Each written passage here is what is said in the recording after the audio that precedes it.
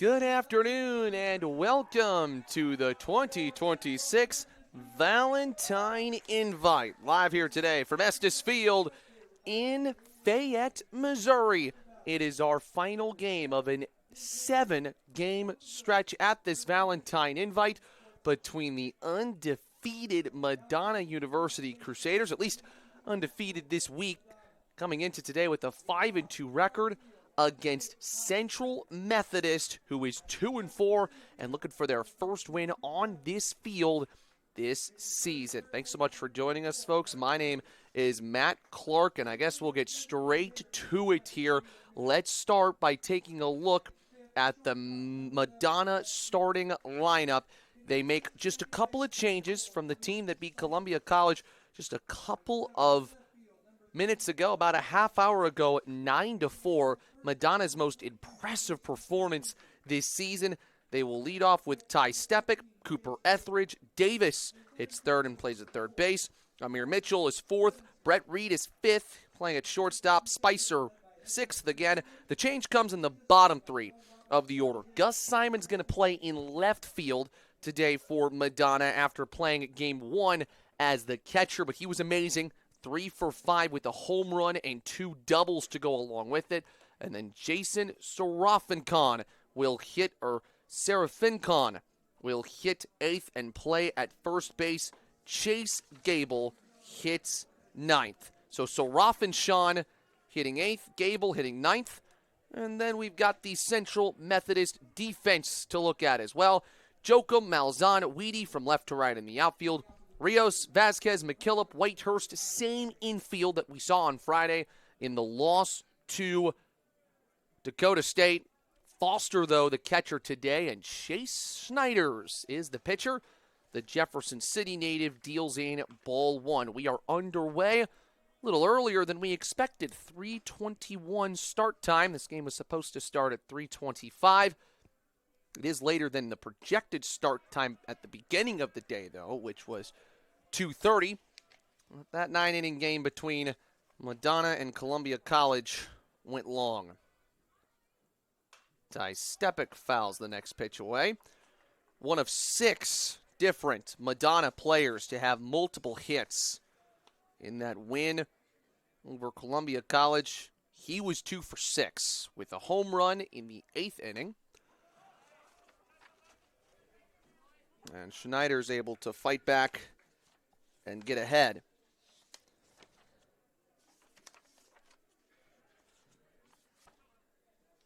Righty versus righty to get us started. Schneider's long, lanky there for CMU, who's wearing their road green today's. Little color clash. Chop foul.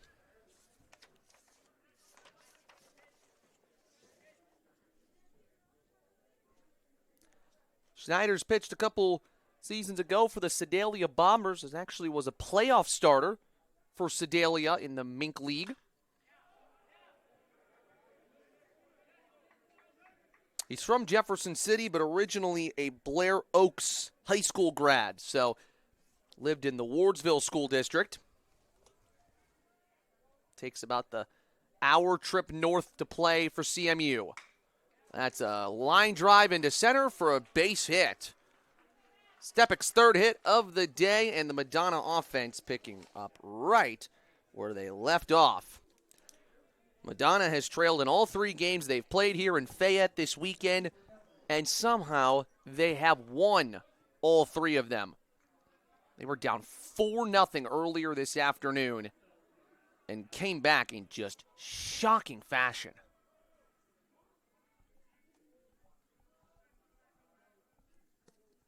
Etheridge up next. Good block from behind the dish for Foster, the new catcher. Sullivan, Illinois native.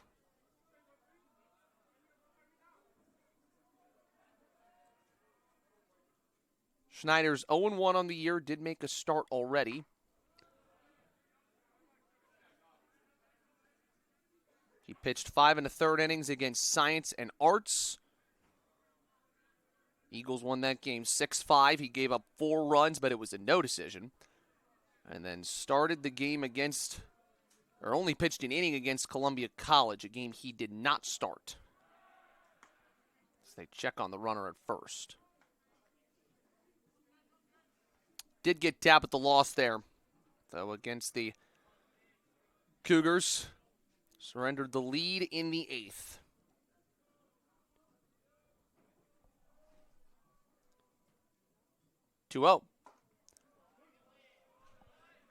It is interesting that CMU is throwing a guy who's normally a starter, got moved to the bullpen. Now he's just on 2 days of rest.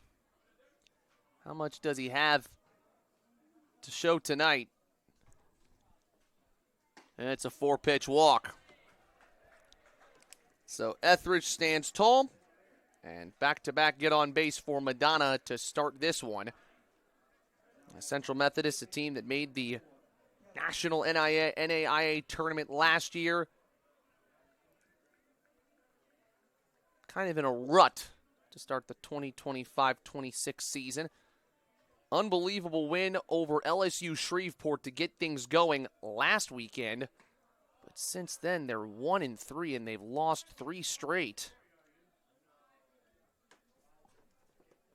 Such an incredible win over the undisputed number 1 team in the NAIA, but haven't been able to build off of that. Kevin Davis whacks it foul. Davis had 2 doubles in game 1, also hit into a double play, so the doubles are wild for Davis, who is a Livonia native. So playing for his hometown school. Schneiders will check on the runner at second.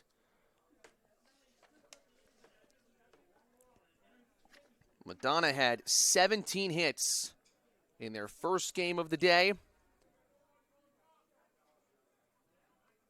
They hit the ball well yesterday in their doubleheader win against Dakota State. And he went around there 1-2. This is where Madonna has been the best. Not a team to strike out often. Only struck out 5 times in game 1.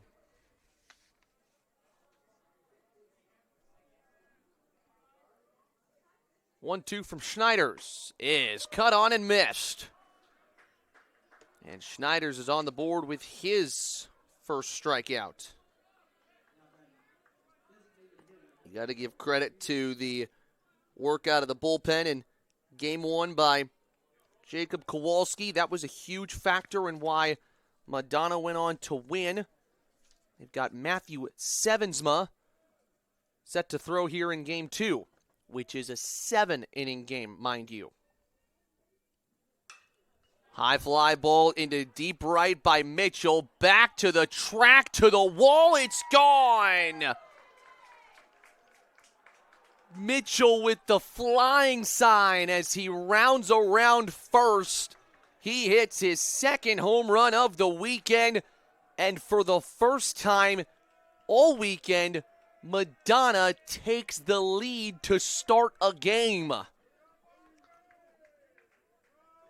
The power from Amir Mitchell on full display with that 3-run blast. And this team is just looking unstoppable right now. You wondered if they had used too much energy to take care of Columbia College. And then Amir Mitchell just does something like that. And all the hard work from Schneiders here in this first inning undone in a flash. Swing and a miss for Brett Reed, who was also good in game 1.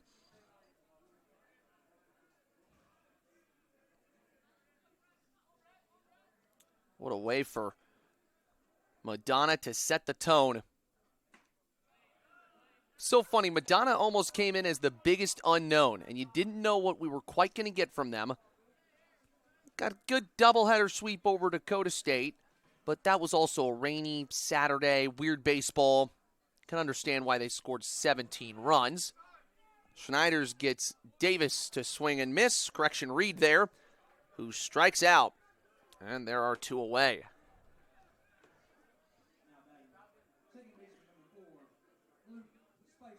So Spicer steps forward now for Madonna.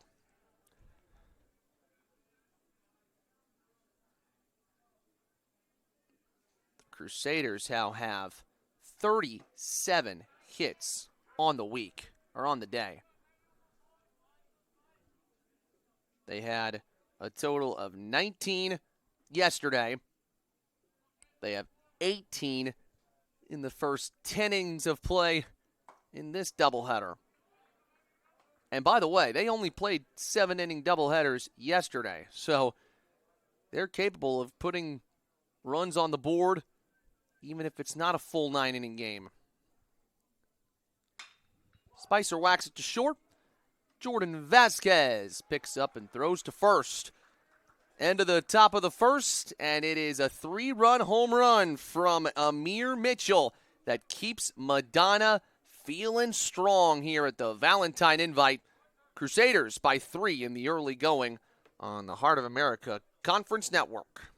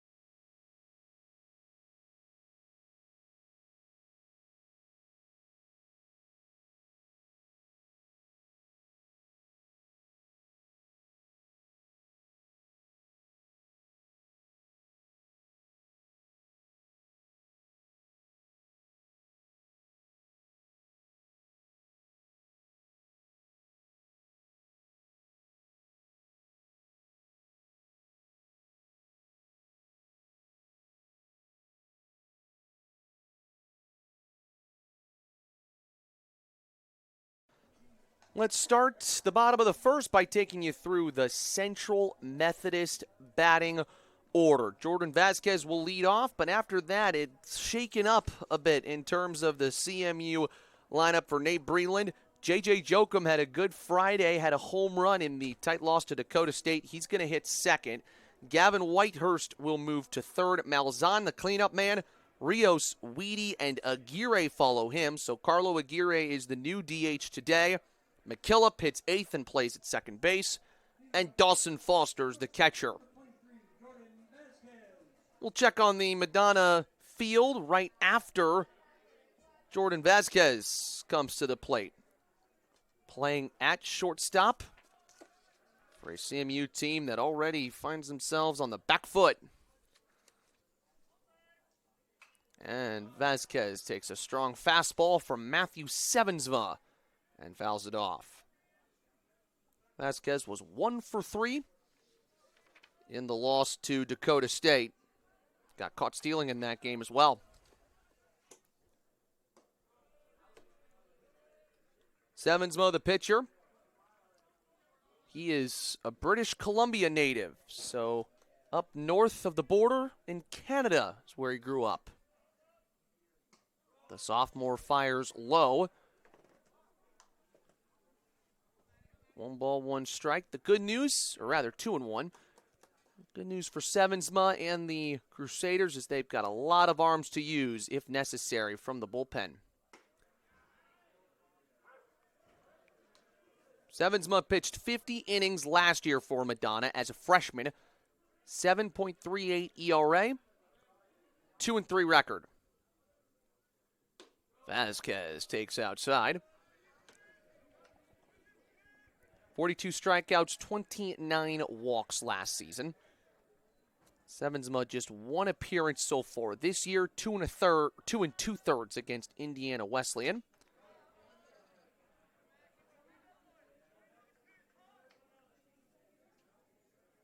That was a game that Madonna lost by 1. And Sevensma was tagged for the loss. Came in relief for Ethan Dejewski in that game. Today he starts.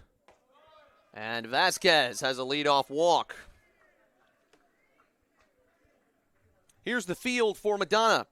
Simon out in left after catching game 1. Etheridge will play in center. Stepic out in right. The infield, mainly the same. Davis, Reed, Spicer. Third baseman, shortstop, second baseman in that order. And Sarafinshan will play at first. Gable is the new catcher today. So he will work with Sevensma. As J.J. Jokum comes to the plate. Impressive on Friday. With that 2-for-3 day, a home run, 2 RBIs. Look at that. Gable's throw took Sevensma off the mound, and luckily Jordan Vasquez wasn't making any play to go to second base there. Jokum, power lefty. You can already tell that Sevensma is pretty decent at holding the runner. He can fire a pickoff over there.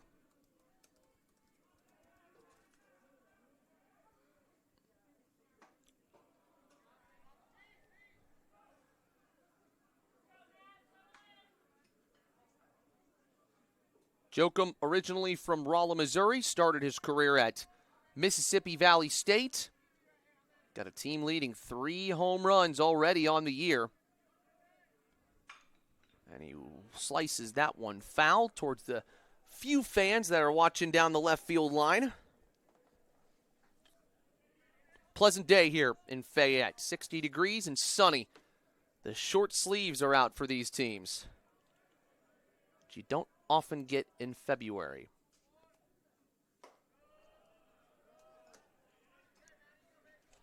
One thing that CMU had a little trouble with in the game against Dakota State was plate discipline. They only took 1 walk in that tight defeat to the Trojans.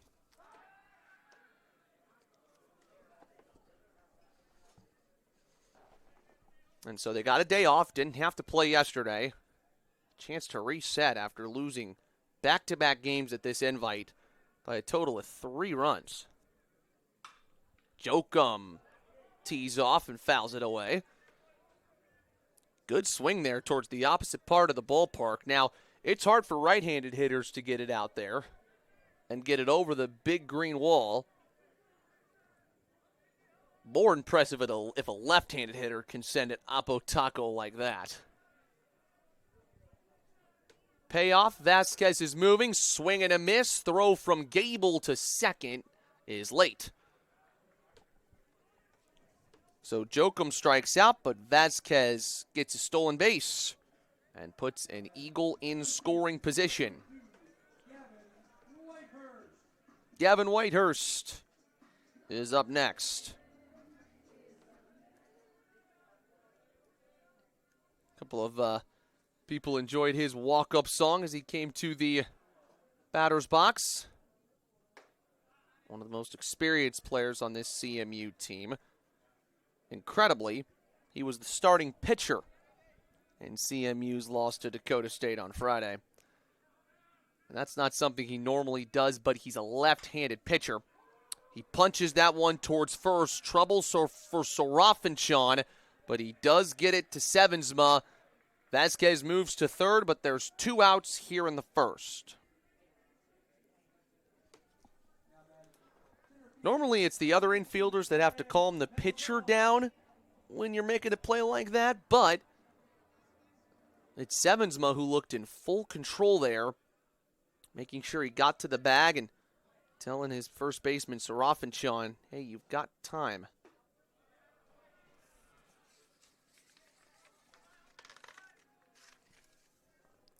Kyle Malzahn, or rather Ryan Malzahn, hits with 2 outs and a man on third. Eagles trying to get a run back after a 3-run shot in the first for Madonna. Malzahn smokes it up the middle. Backhand snags Spicer. The throw is perfect. Good plays by the Madonna infield keep CMU scoreless. Good start for Matthew Sevensma on the bump. 3-0 Trojans. You're watching the Heart of America Conference Network.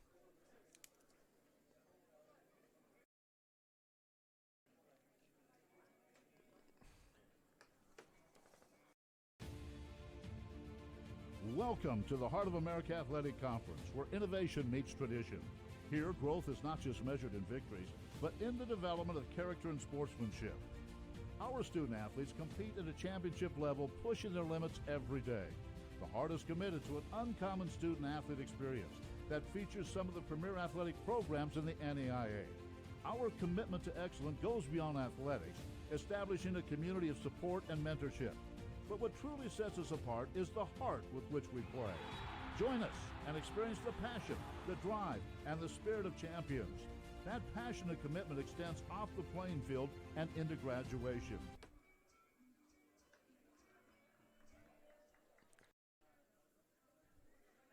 Bottom three of the order here for Madonna in the second inning. But it doesn't feel like the bottom of the order when you got this guy up. Gus Simon had such a great game one, saw the baseball really well. When Madonna was down 4-0 in the third, he got the 5-run rally going with a double of his own, and after that point, Madonna just took the game and ran with it. An offense that is really becoming potent. By the way, quick correction on Amir Mitchell's home run after Simon puts it up the middle. Nice play at second by McKillop. That's why he's out there. Great defensive asset for CMU in the field. We said that was Amir Mitchell's third home run of the week here at the Valentine Invite. Then we checked again. Mitchell had 2 home runs in one of the doubleheader games, as that one is a ground ball by Jason Sarafinchan to Vasquez, and there's 2 away. Schneider's starting to pitch to contact a bit. But we looked back at it, and Mitchell, he had 2 home runs in game 1 of the doubleheader.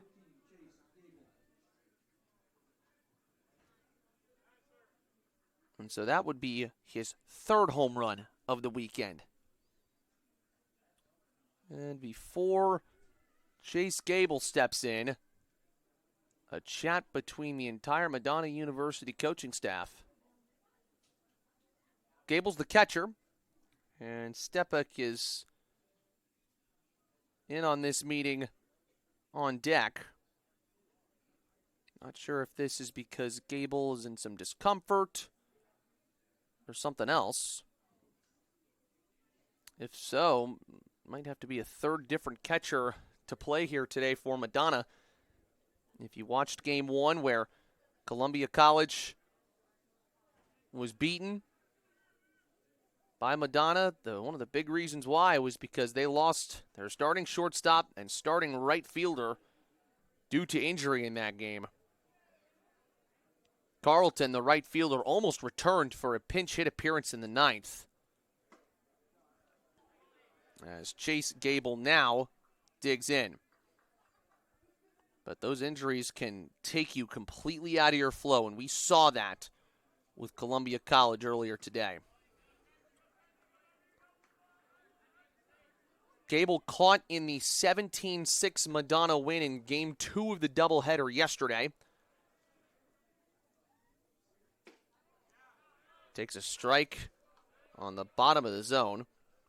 In that game, Gable was 1 for 2 with 2 RBIs and hit a home run, 1 of 3 for Madonna in that game. This one's a grounder to short. Vasquez quickly on the run to retire the side.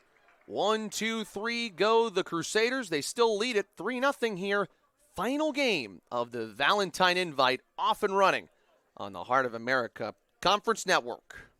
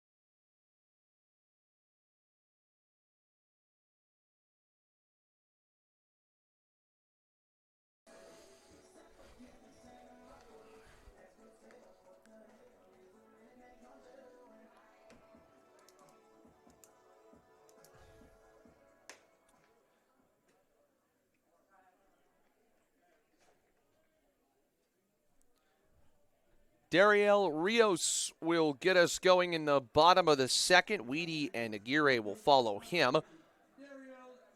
Final game of 7 from the Valentine Invite this year. Started way back on Thursday when Central Methodist lost in a tough one to Columbia College, 9-7. That was probably the highlight of the week so far.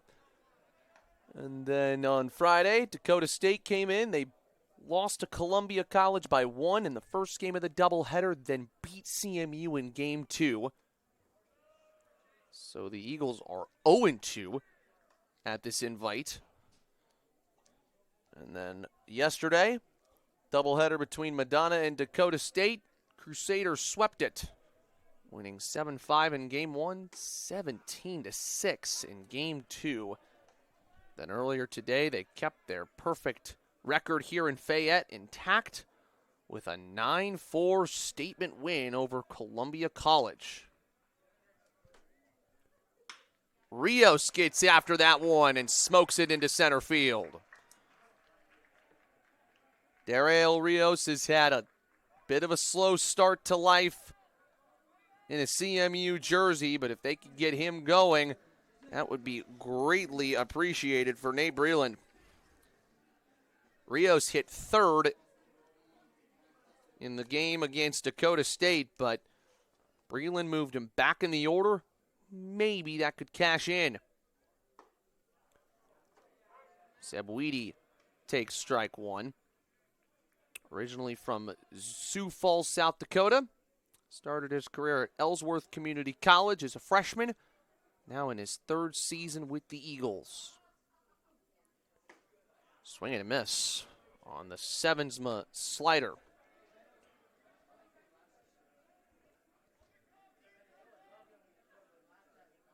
We talked about Rios struggling early. He was just hitting .077 coming into today. Weedy's also under a buck, .083 batting average so far. And he hit .282 last year, was a .360 hitter as a sophomore. So the goal was for him to shake off some of the woes that he had in his junior season and get back to his best stuff. Check back to first. That is way away from Sarah Finchon. And Rios will move up to second on the pickoff error. Well, we said that Sevensma was pretty good at holding the runners. Not so much there. Because he throws it so fast, and you've got Sarafinchan over there at first, who doesn't play there day in, day out. Sometimes he's not able to stretch and keep the ball in play, and that was the case there. 0-2 is off the plate. Got to also remember a new catcher back there in Gable. Can he manage the game as well as Gus Simon did in Game 1? Weedy puts it to short. Reed will hold the runner and fire to first. Good work from Matthew Sevensma to take on that tough task of dealing with the runner in scoring position after the error. And still looking strong. Carlo Aguirre now hits. Junior from Miami. Let's think about Central Methodist. They have a lot of different players that fill their team. However, this is Carlo Aguirre's first start and first plate appearance for Central Methodist. Played at Riverland Community College last year before making the move over to CMU, a 4-year school. Last year he hit .344. 1-2 now the count. That included 9 home runs, 45 RBIs, first team all-conference selection. Foul tip into the catcher's mitt, strike 3. So not the start Carlo Aguirre was looking for to his CMU career. And after the leadoff base hit by Rios, there are 2 away.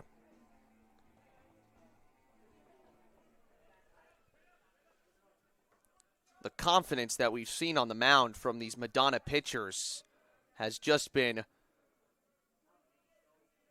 contagious, infectious. Strike 1 on the corner to McKillop, who has played day in, day out as the second baseman so far this season. Started his career at McCook Community College. Foul ball out of play. He technically is a two-way player, or at least he was a bit in high school. Probably more used for his bat now than anything else. Also played at Graceland University.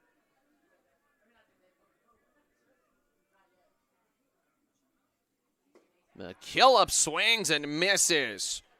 Third strikeout for Matthew Sevensma, looking very poised and confident on the mound so far.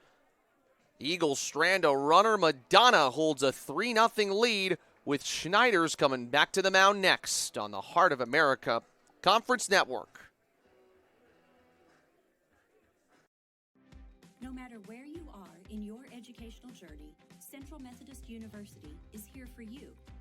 With CMU, you can learn on our beautiful campus in Fayette, Missouri, earn a degree completely online, or attend classes at one of our many statewide sites. Whichever path you choose, you will get a quality education that will prepare you for the future you envision. Select one of our programs of distinction in music, biology, or nursing, or choose from more than 60 degree options offered at the undergraduate and graduate levels. And if you decide to join us on campus, you will be able to take advantage of all the university has to offer, including dozens of clubs and organizations, a robust student life, and top-notch NAIA athletics. Discover what makes us different and how a degree from CMU can prepare you for the future. Discover Central Methodist University today. Ty Stepik is in the top of the order for Madonna and will lead off the third inning of this 7-inning game between Madonna and CMU. The experienced athlete Chase Schneiders deals in strike 1. Matt Clark here with you today. Delighted that you've joined us on the Heart of America Conference Network. Colby Lester is our producer, and he told me during the break something very interesting about Schneiders. As this one's punched to short. Vasquez, high throw, but Whitehurst keeps his foot on the bag. There's one out. Told me during the break that Chase Schneiders is a two-sport athlete at CMU. He also bowls.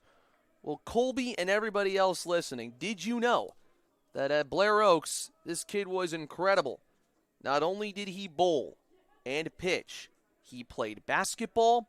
He also played golf.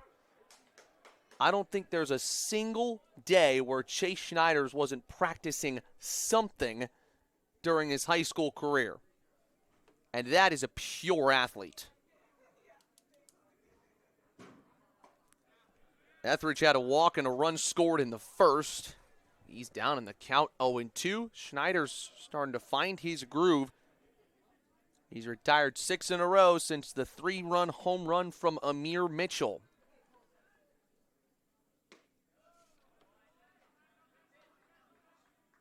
You know, interestingly enough, pitching and bowling are similar because they're very individual sports. It is really up to you to make the play and produce the success. Except you don't have 8 guys behind you in bowling. It's just the rest of your team trying to create the best possible score. I wonder what's easier for him, knocking down pins or throwing strikeouts. Good plate discipline from Etheridge to run this count full. It was a walk that got Schneiders in trouble in the first. He'd like to keep it clean here. The payoff pitch is fouled away.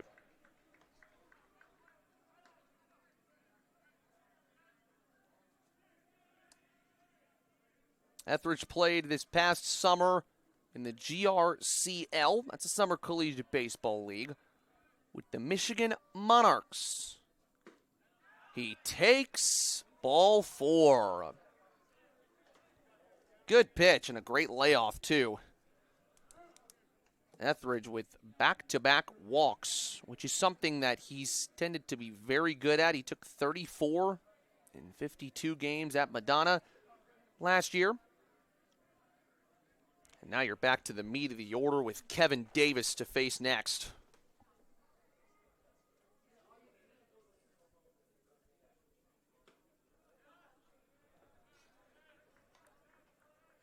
Schneider's has really mixed a fastball that's run in at times and a breaking ball that runs out. Trying to keep these hitters on their toes.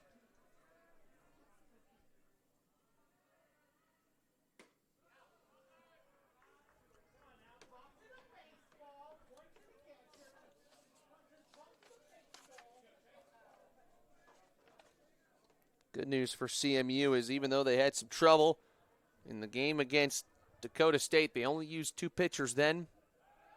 And with the extra day of rest, they do have probably a pretty full and available bullpen. And with Schneider's pitching just last Thursday, you'd imagine he's not slated to go very long today. Ground ball to second. Nice block by McKillop. They'll get the force out on Etheridge, but nothing more. Could have been a tough play for McKillop there.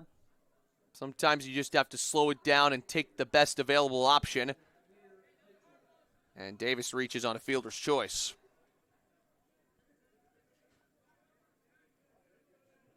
And honestly, the defensive side of the ball is something Central Methodist needs to continue to improve on. Reason they lost to Dakota State is because of that disastrous third inning. What a swing by Mitchell. Fouled off, but that thing was a rocket into the fence. Almost punctured a hole into the netting there, would be the right word. Back to that third inning against Dakota State on Friday. 3 errors for Central Methodist, including a dropped ball and a routine pop fly. That allowed Dakota State 2 unearned runs, and the Trojans went on to win 3-2. Fine margins can get you, even at the NAIA level.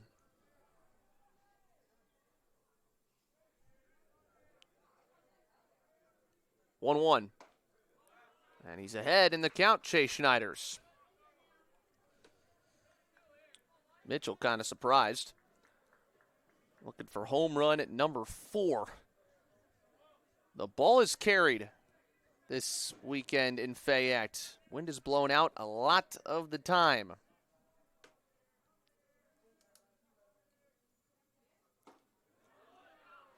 Two and two. I have a feeling that when Amir Mitchell did the little bird flapping celebration as he rounded first base, that was maybe a little intentional. A dig at the CMU bench with the team name being the Eagles. Can he send another ball flying is the question.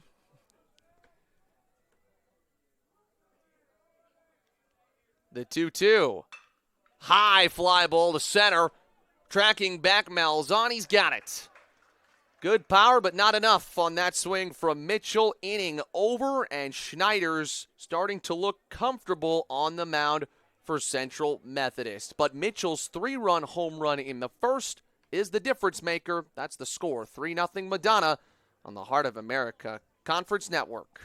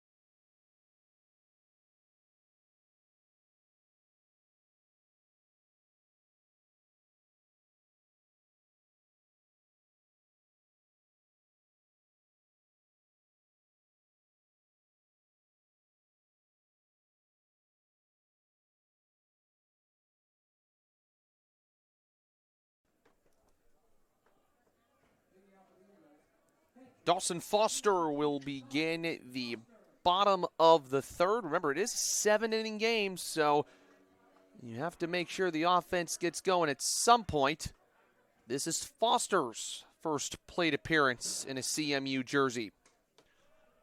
So with the offense needing a spark, and Nate Breland trying to get this team back to where they were in that win against number 1 LSU Shreveport, made a couple of changes, especially to try to combat Matthew Sevensma, who has been as good, if not better, than the two pitchers in Game 1 for Madonna, and Ethan Jajewski and Jacob Kowalski.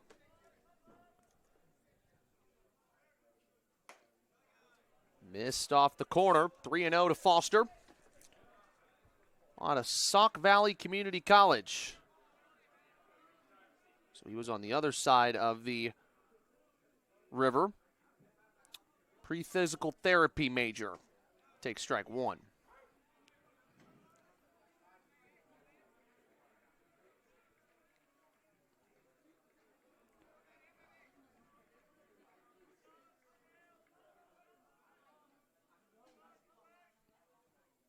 Foster takes ball 4, leadoff walk. A lot of the game so far for Sevensma has been at the plate. Only 3 guys have put the ball in play. 4, correction. Those were the middle 4 in the order. But 3 strikeouts and 2 walks as well. Vasquez walked to start the first. Stole a base, made it to third, but was stranded there. That's drilled into deep center field by Vasquez. Etheridge back to the wall. He jumps and makes a great catch. Cooper Etheridge with a highlight reel snag at the wall to deny Vasquez of what looked to be a potential home run.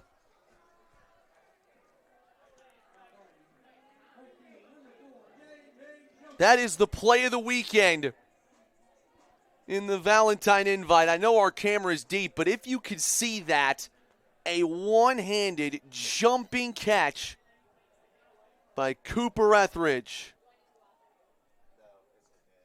What a great play. And everybody from the Madonna field tip their hats out to center. That ball was smashed to one of the deepest parts of the ballpark. And man, Madonna is just living right now, aren't they?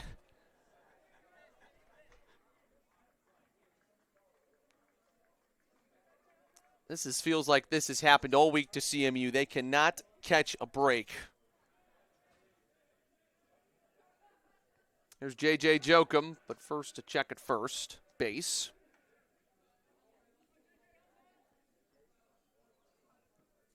Can we get that on SportsCenter Top 10? Etheridge deserves to have it on the SportsCenter Top 10 reel. Jokum swings and misses. And as a pitcher, when your center fielder does something like that, and you're already having a great start, that just gives you the extra energy to make an even better pitch. Runner's moving here, and he'll be in safely to second. That's the courtesy runner, which today is Joshua Smith. He was a pinch runner in the game against Dakota State. He runs for Foster. That came out of the mitt of Gable as he was trying to make the transfer.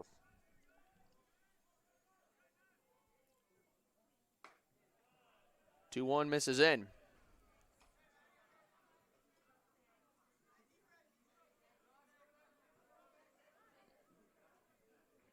Jokum has created himself a 3-game hit streak. 4 RBIs here for Central Methodist. Ball 4 in. And for the first time today, we're seeing Matthew Sevensma waver just a tad.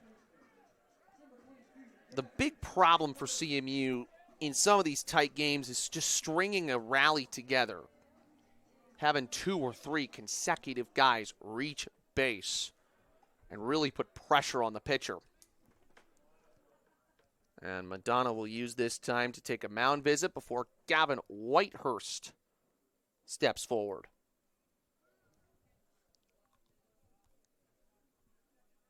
Already kind of a crazy inning. Foster walked, and then Jordan Vasquez was maybe a couple feet shy of a home run to almost the deepest part of the ballpark. And Etheridge robbed him at the wall with one of the great catches we've seen in college baseball so far this season. That's the thing about that wall out there in center. It's just tall enough to where you can rob a home run, but if you're going to do it, you have to have insane athleticism. You better have hops to reach up there and snag it. But you're playing pretty shallow in center, so you got to run a long ways back to get to the track first and then generate the power to go up and make a catch. That's what's most impressive about that play. Whitehurst smacks it towards the dugout. That's the CMU dugout. Eagles looking to punch back. Remember, they're still a top 25 ranked team in the NAIA. A win here against Madonna could help their resume, just given how good the Crusaders have been playing. One thing Whitehurst would rather not do here is hit into a double play. And there is someone in the Dakota State bullpen playing catch. That's a lefty warming up. 0-2 from Sevensma is hit straight back to him. They throw to second for 1, and he is out. But Reed had trouble making that play because it was thrown in the dirt or the turf to him. If Sevensma makes a good throw, that's a double play. Instead, Ryan Malzahn will hit with runners on the corners.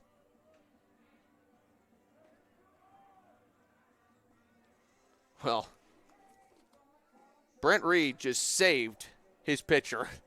He could have easily let that thing bounce out to center field and a run would have scored.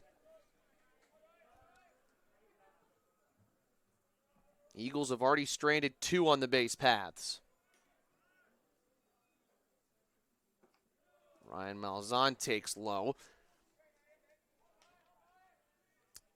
That is something that Central Methodist has struggled with this week at the Valentine Invite, is runners in scoring position and hitting with runners on. 1-1 count.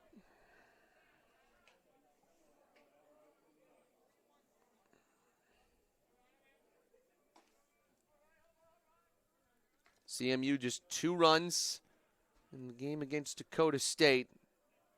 They've tried to be calmer and better positioned on the offensive end here. You may see Whitehurst try to move here at first. They're checking on him. Maybe just to take out the force out that would be at second base right now. Good pitch, 1-2. Central Methodist in need of someone on the offensive end to step up. Can Ryan Malzahn be the one?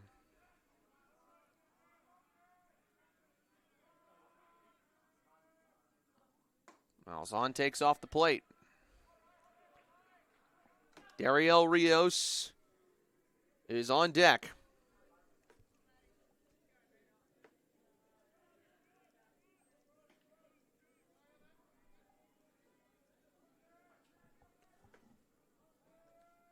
The 2-2, but first a check back at first. Now remember, back in the second inning, Sevensma was checking on Dariel Rios, and he went back to first and threw it into the side of the CMU dugout. That allowed Rios to move up to second. He didn't get any further. Sevensma looking for strikeout number 4. Malzahn barely stays alive. That was tight. And now the count is full. Whitehurst will be moving.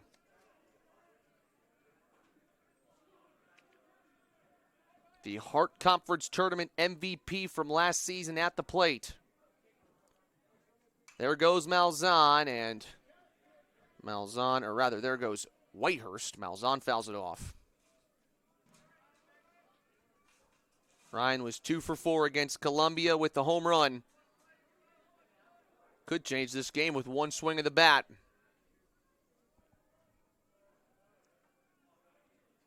Another payoff from Sevensma is outside. The bases are loaded for Dariel Rios.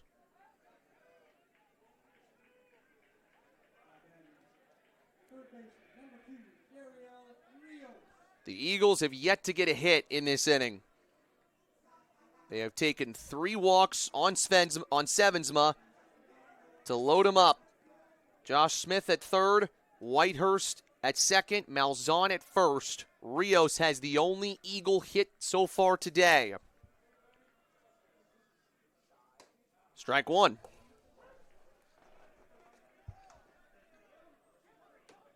Rios just 1 RBI in his first 6 games. This is just his 4th start. He was 0 for 1 against Dakota State. Swing and a little loop shot into right. That's down for a hit. 1 run scores. Here comes Whitehurst, and it's a 1-run game. Dariel Rios comes through with the bases juiced and 2 outs. Makes it a 3-2 ball game.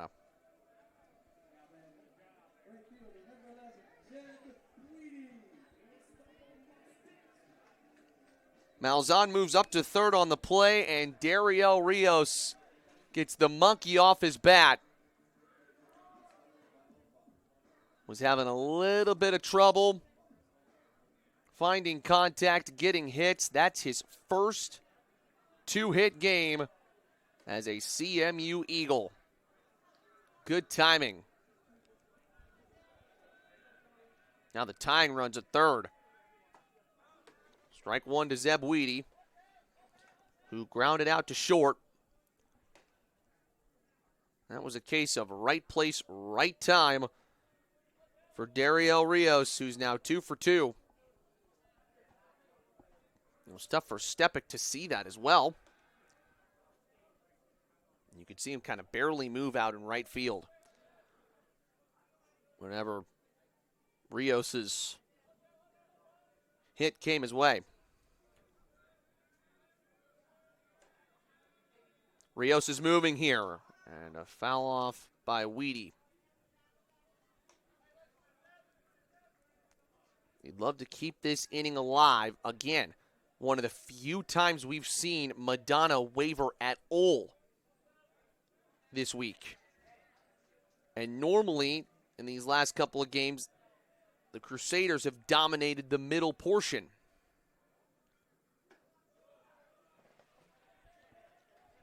Wouldn't it be such an interesting reversal? Madonna comes from behind in their first 3 games of the Valentine Invite, and then they take the lead for the first time, and they're unable to hold it. That's just hypothetical for now. Weedy punches it into right for a base hit. This game is tied. Rios was moving on the pitch, so he's all the way up to third, and Zeb Weedy ties this thing up at 3.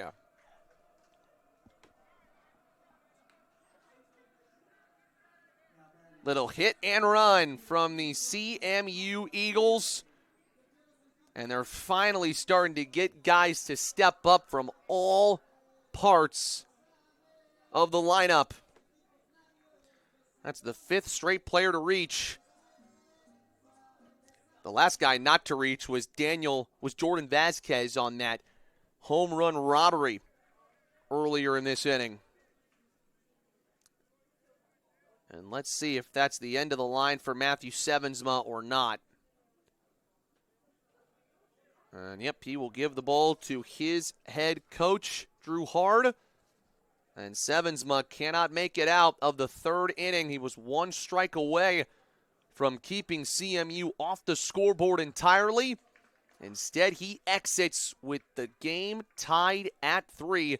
And the final game of our Valentine invite this weekend is shaping up to be a good one here. New pitcher when we come back on the Heart of America Conference Network.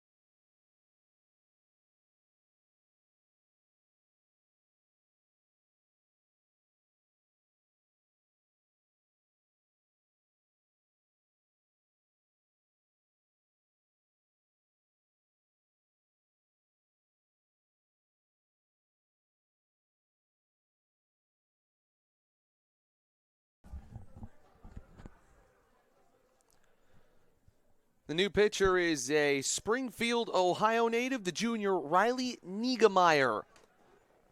Right-handed, 6'3". Actually, he's a lefty at 6'3". Today making his second appearance of the season after throwing an inning against Indiana Wesleyan, a day where Madonna had to use 6 different pitchers in an 11-10 thriller that they won. And he will face a pinch hitter here. It is not Carlo Aguirre at the plate. Trying to check the number. I think it may be Justin Smith, the utility man. That one misses inside. Yep, Justin Smith, who did have a pinch hit appearance in the game against Dakota State. Did not start that game. And that's a little tapper towards first, foul. Justin Smith pinch hit in place of Landon McKillop. Potentially because it's a left-hander and because it's the DH spot, Nate Breland may be trying to take his chances with a better hitter against lefties. Smith grounded into a fielder's choice. And, wait a second, we've got a pickle here. A run's going to try to come home to score, and it won't. Rios is, wait a second, he's safe. They call him safe at home. He never made the tag. Oh, my goodness. What a crazy play. Zeb Weedy stepped off and tried to move to second. So Niegemeyer stepped off as well. And then they tried to sneak Dariel Rios home. He looked out by a mile, but I guess Gable never made the tag. That is an unreal play to get Rios home and put CMU in front. And Drew Hart is not pleased, trying to get an explanation. The Eagles offense finally finding its footing in a 2-out rally here in the third. And Madonna's kind of getting beaten at their own game right now. I mean, is there a chance we can go back and check replay? What a wild play this is. They're going to stay. The call stands.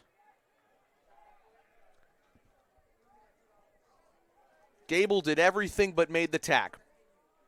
I don't think it was obstruction. We'll confirm that after the inning is over. Credit Dario Rios for still touching home plate. And the umpire called him safe. And Weedy moves up to second in the process. Smith smacks it foul. Nice one-handed catch over there by the Eagles' first base coach. And now Madonna's on the receiving end of one of those big innings. Doesn't feel too good. Full count. Landon McKillop on deck here.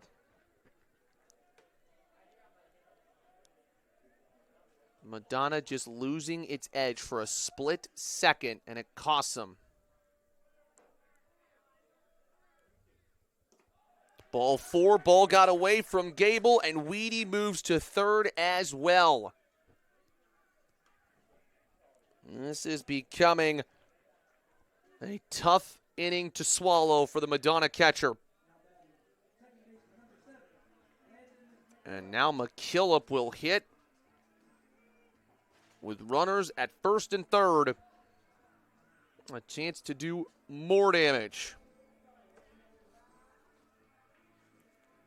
McKillop, not the most powerful hitter. He is 2 for 14 so far this season. I tried to pick Justin Smith off at first. That's a very capable runner. This has been a chaotic inning. I would not be surprised to see Nate Breland put him in motion here to try to cause more problems. He stole a base against Science and Arts last weekend.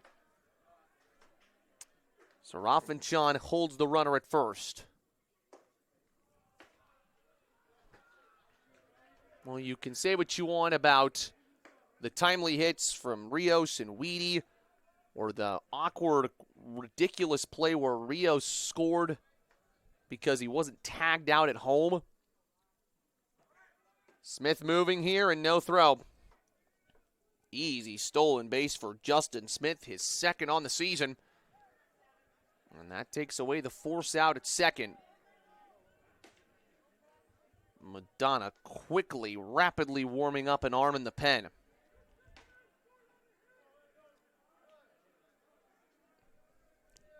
Two-0. Strike one. So they've had their problems, Madonna. The biggest problem, though, is walks. There have been 4 of them in this inning. And that has gotten the CMU offense going. Great fight back by Niegemeyer to make it 2-2.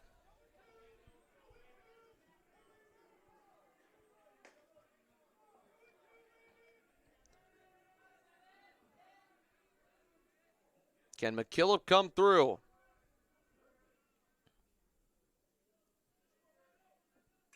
Foul tip. He'll get another chance.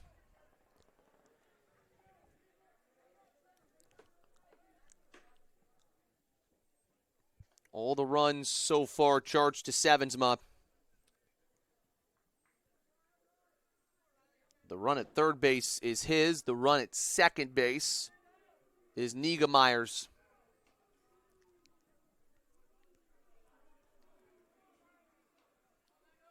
2 on, 2 out, 2-2 count, bottom third. Curveball missed just outside. And this crowd starts to get into it just a tad. A great fan base here on a nice Sunday afternoon in Fayette. The payoff is cut on and missed. Strike three. But Central Methodist puts up a 4-spot in the third and finds their way back in front for the first time today. A crazy decision at home plate is how Central Methodist gets back in front. We're back with the fourth inning after this. You're watching the Heart of America Conference Network.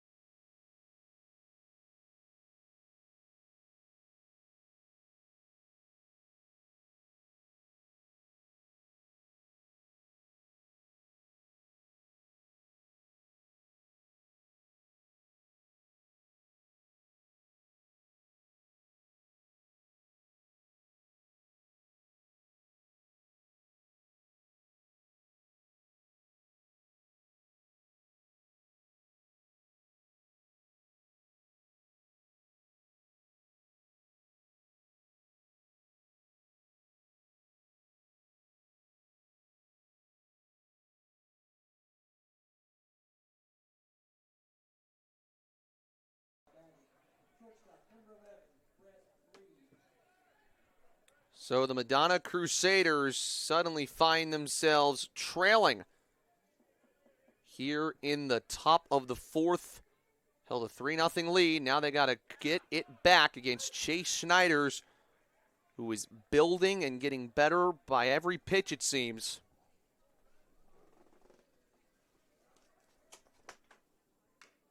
Foul tip there by Brett Reed.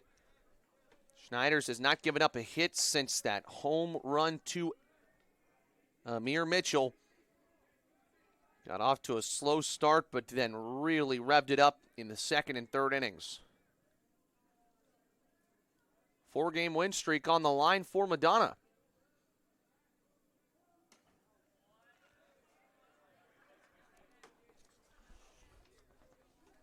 Bottom of the third inning where Central Methodist bats around.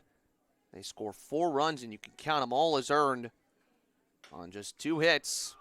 This is a bouncing ball to third. Rios with a nice toss to first. And he's the one that really got the streak going. He was on 2 strikes with CMU trailing 3-0, and he got a base hit that scored 2 runs. Weedy followed with an RBI single to tie the game up. And then Dario Rios scored at home after looking out by a mile. He somehow evaded the tag of Gable. And even then, CMU had a chance to do more damage. They leave 2 in scoring position there in that frame. Spicer fouls it off.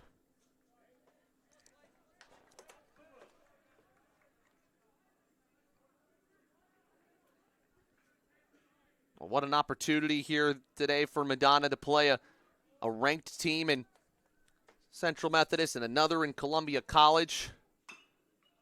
This is in play, and a nice catch by Schneiders. And he just got the toss over to Whitehurst in time. He took as much time as he possibly could. And credit Spicer for trying to run that out. Here's the thing. If Madonna was able to win and sweep here in Fayette, that would give them some huge confidence. It would be back-to-back wins over ranked teams in the NAIA. But then they got to go play at Taylor University. That's a top 10 team in the NAIA. On Friday. That's in Upland, Indiana. Oh, great pitch. He barely missed on the first toss with Gus Simon at the plate. That one was on the money. 1-1 is tapped foul. None of the Columbia College pitchers were able to solve Gus Simon. In game 1, Simon went 3 for 5 with the home run. Schneider's already got him to ground out back in the second. And he'll ground one to short here. Vasquez to first. Chase Schneider's no hits allowed in the last 3 innings. Sharp as ever for CMU, who leads by 1 midway through this 7-inning game on the Heart of America Conference Network.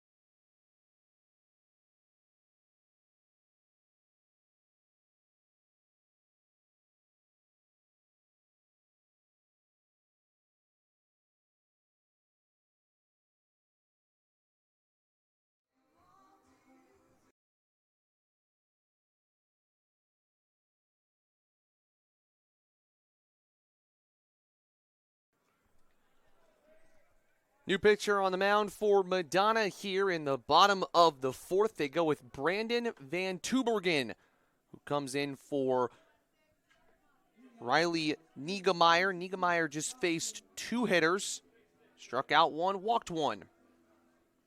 And so back to the right-hander Van Tubergen, a senior out of Canton, Michigan.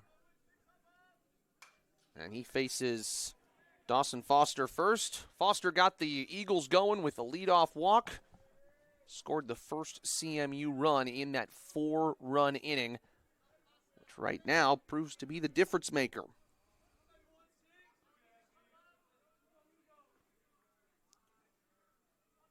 Third appearance of the season for Van Tubergen. And this is a chopper to third. Tough snag for Davis, but he made it look easy. So that sets the tone for Van Tubergen. An inning and a third pitched. No hits allowed. He's faced a total of 5 batters. Only one to reach on him was via a walk. And he was one of the better relief pieces for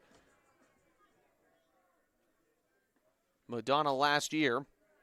This is his 3rd season with the Crusaders. 5.49 ERA last season. Went 19 2/3 innings, 13 strikeouts, 11 walks. Started his career at Kellogg Community College. He faces Jordan Vasquez next.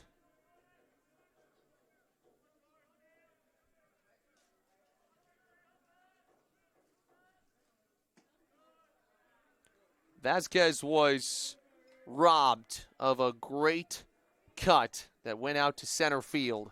He smashed one that Cooper Etheridge brought back in. Best play we've seen this week at the Valentine Invite. That one rides just inside the zone for strike 1.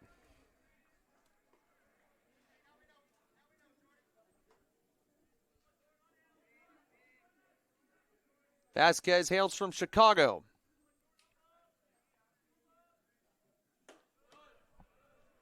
He's starting to solidify himself as the new leadoff hitter on this new-look CMU team. Played his first 2 years at Concordia.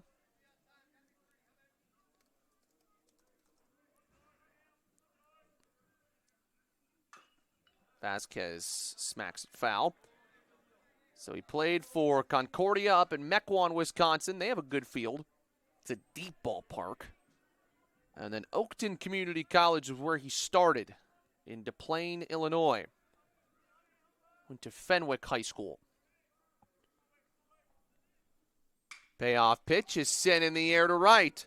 Down the line, Stepek runs out of room as it trails foul.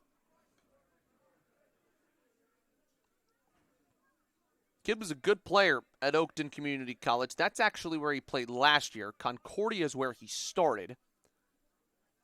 Last year hit .303 with 4 home runs and 34 RBIs. And obviously, he's excellent at shortstop. Another 3-2 from Van Tubergen. Chopped this time, foul again.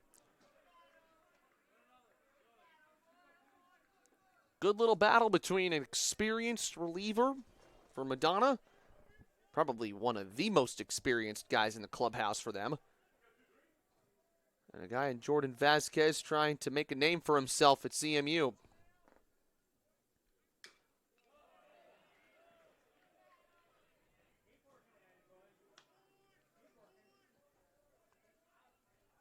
As you continue a strong plate appearance like this, it's all about trying to find that right pitch.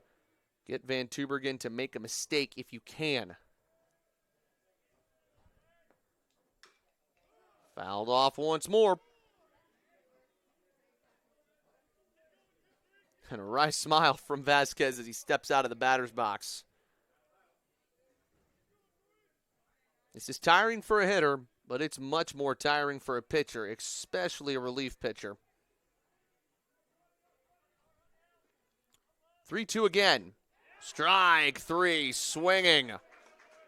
And Van Tubergen wins the battle.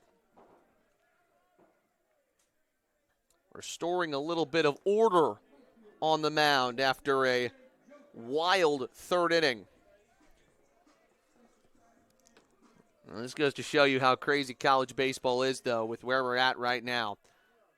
The only team yet to lose in the Valentine Invite this weekend is trailing the only team yet to win. And I guess you could make an argument that if Madonna loses, well, they're 3-1, so they still have the best record because Columbia College finishes 2-1, so Madonna has one extra win. But we've had a lot of close games this weekend. Really, only one got out of hand, and that was the game between Dakota State and Madonna yesterday, game 2 of the doubleheader, which Madonna won by 9. Yoakum slaps it to first. That is in fair ground. Nope. They say it's off his foot first. So I'm sure that Van Tubergen thought he was out of the inning.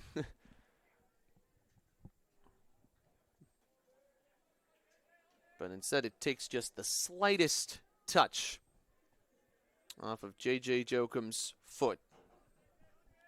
1 ball, 2 strikes. You'd imagine Van Tubergen may give you more than just 1 inning here with how strong he's looked. Good leave. Did he go around? No, he didn't. Gable made the tag just to see. And then they appealed to the first base umpire, who promptly told them no.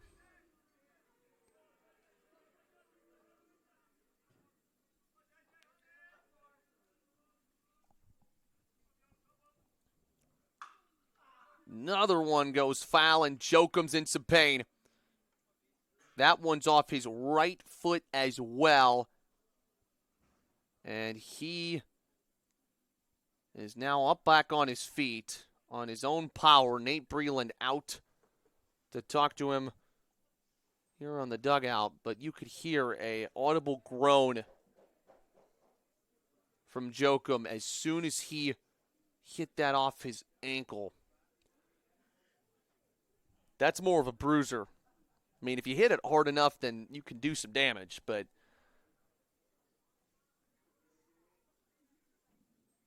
a guy like Jokum is a tough kid. Got that blue-collar mentality, plays with that toughness, and you know deep down inside he does not want to get pulled. And he resets here as he now battles with Van Tubergen. Hard to dig back in after taking one like that on the chin. Jokum takes strike 3, inning over. Back-to-back Ks for Van Tubergen out of the pen. And Madonna keeps it tight, trailing by 1. Looking for a perfect weekend in Fayette, Missouri. We're back after this. You're watching the Heart of America Conference Network.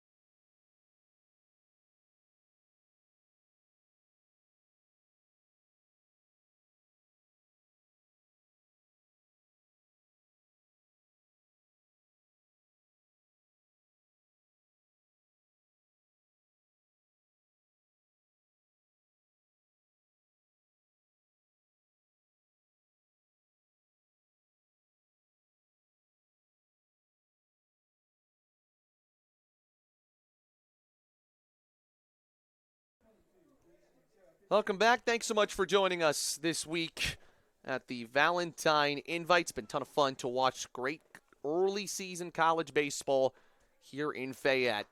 Hard to think that we have just 3 innings of regulation to go. We told you earlier there have been some tight games. This one may be one of the tightest. Jason Sarafinchan is at the plate. And he finds himself down 0-2 to Chase Schneiders, who has worked so efficiently over these last couple of innings that he's kept his pitch count down enough to come back out for the 5th.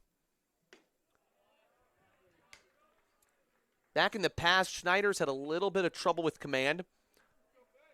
That was one thing he tried to work on at State Fair Community College.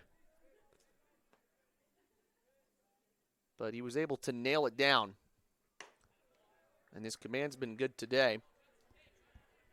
We mentioned that bowling and baseball have very similar attributes, and that's true. You're trying to throw something in a zone to get points or strikes. That is strike 3. Speaking of, throw to first, though, is off the line from Foster. It was a long throw, which allows Sarafinchan to reach. That is the first error for the Eagles in this game. And after Chase Gable, who's going to step to the plate now, he made a mistake earlier that cost Madonna a run. And now his catching counterpart for CMU makes a mistake as well. And Tyro will come in to be the courtesy runner.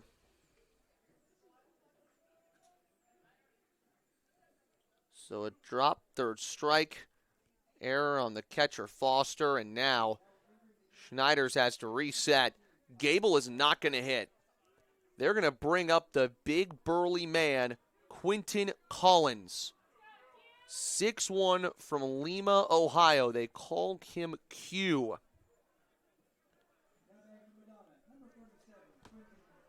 It's Collins' first appearance of the game.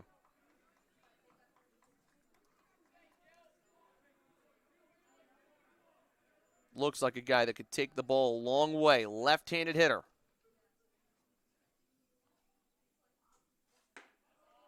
Ball outside to start his at-bat. He had a RBI base hit when he pinch hit in the win over Dakota State, the 17-6 win yesterday.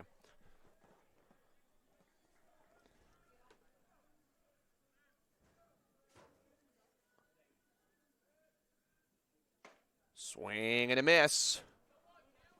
1-1. They are holding Rowe, the runner, at first base. We haven't seen Tyro really try to run. Those changes also may mean that Simon comes back to catch. We'll see. Collins skies one. Shallow left. Jokum finds it and makes the grab. And you can tell from the reaction from Collins as he rounded first, he feels he just missed that one. It was a pure swing, but got under it. And now you get to the third time around the order, and with a potent offense like Madonna's, it is tough to face. And this may be it for Chase Schneiders. That would be the indication. With one on and one out, Nate Breland will take the ball from his starting pitcher today. And Schneiders ends up going 4 1/3. Excellent start for the right-hander from Blair Oaks High School. He switched one shade of green for another and leaves with Central Methodist in front, giving up no hits after the home run to Mitchell in the first. New pitcher on the way for Central Methodist. We'll tell you about him next. This is the Heart of America Conference Network.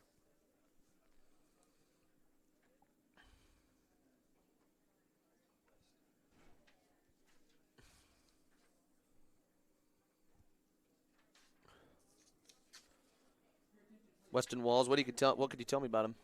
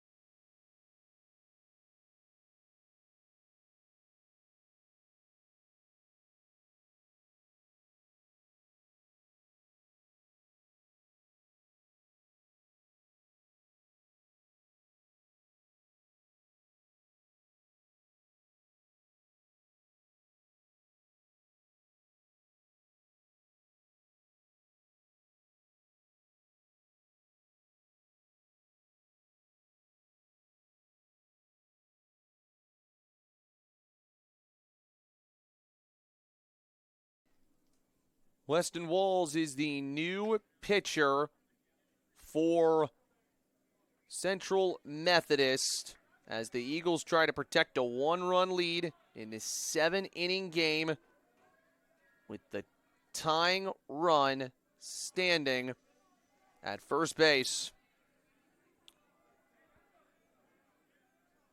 Madonna University was 4 games above 500 last season and only won 5 in a row once, but this is a high drive from Stepic into left at the track. It is caught by Jokum.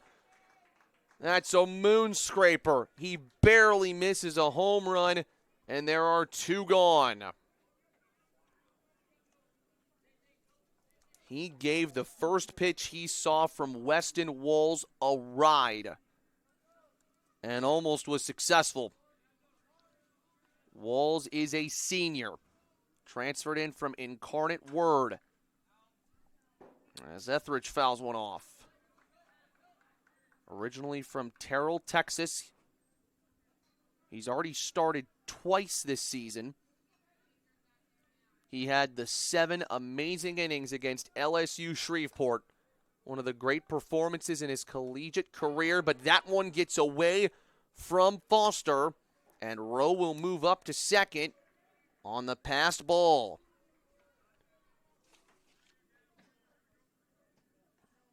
Walls then started the game against Columbia College, but got knocked out early. Gave up 6 runs, 5 earned in 2 innings. And that's a foul tip by Etheridge for strike 2. And that was when Dylan Carlton hit the grand slam. But on 2 days rest, can Walls respond? 1-2. If you're CMU, you want to get him here, because Kevin Davis is on deck, and he's yet to get a hit today. That normally doesn't happen. Mitchell's in the hole.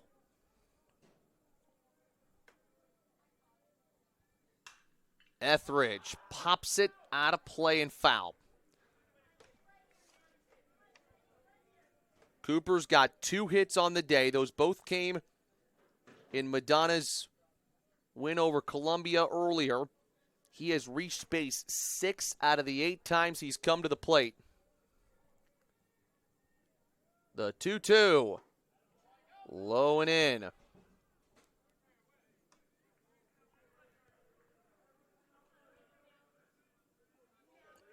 Has been such a great piece of plate discipline for Madonna today, Cooper Etheridge.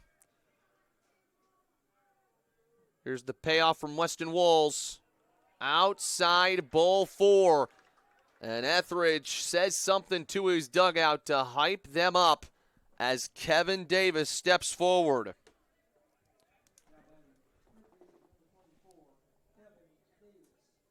This is all a result of the drop third strike error from Foster. If he makes that play, this inning is over. And now Walls is trying to get them out of danger. Pitched 4 different years in college, 2 at Cisco Junior College. 0-2 on Davis.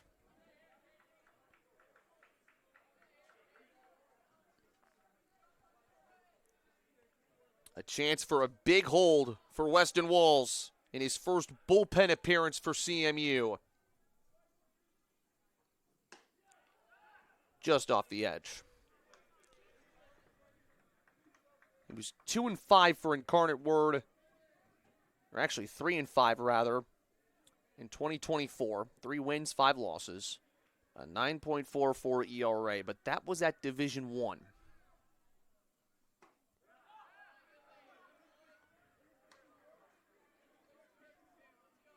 It appears that I think he took a gap year, Walls did.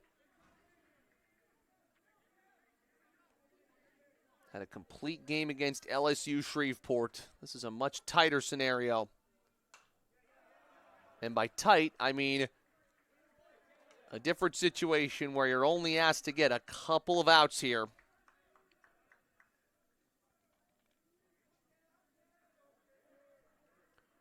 Tying run in scoring position. The go-ahead runs at first. And Amir Mitchell looms on deck. Davis puts it in play down the line and right. Weedy charging and makes the catch down the line. CMU gets out of the jam, and Mitchell doesn't get a chance to have a hit in the 5th inning here. And the Eagles hold on to their 1-run lead as the Crusaders strand 2 runners on the Heart of America Conference Network.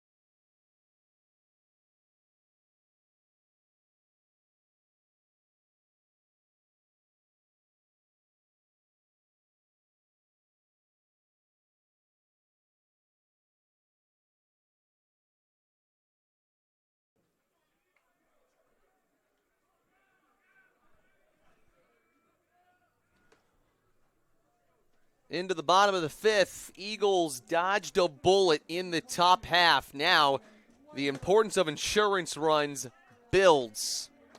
It was a 1-2-3 inning for Brandon Van Tubergen. In the fourth, looking for more here. He'll begin with Whitehurst. Sun starting to fade away here in Fayette. And most of the infield covered in shadows. Outfield still struggling with some sunlight. Whitehurst smokes it up the middle. And a miss by Spicer as he was trying to collect it. And Whitehurst reaches. We'll check if that's an error or not. I would imagine they are going to credit that as an E4.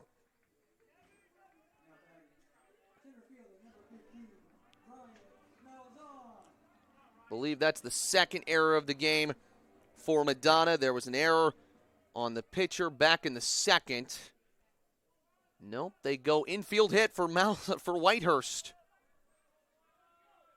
Deem that too tough of a play to be an error.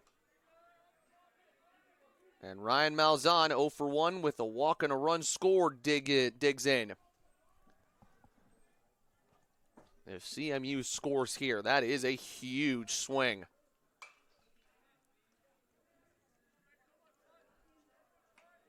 And it means that Amir Mitchell can only do so much damage when he's the first hitter due up in the bottom of the fifth.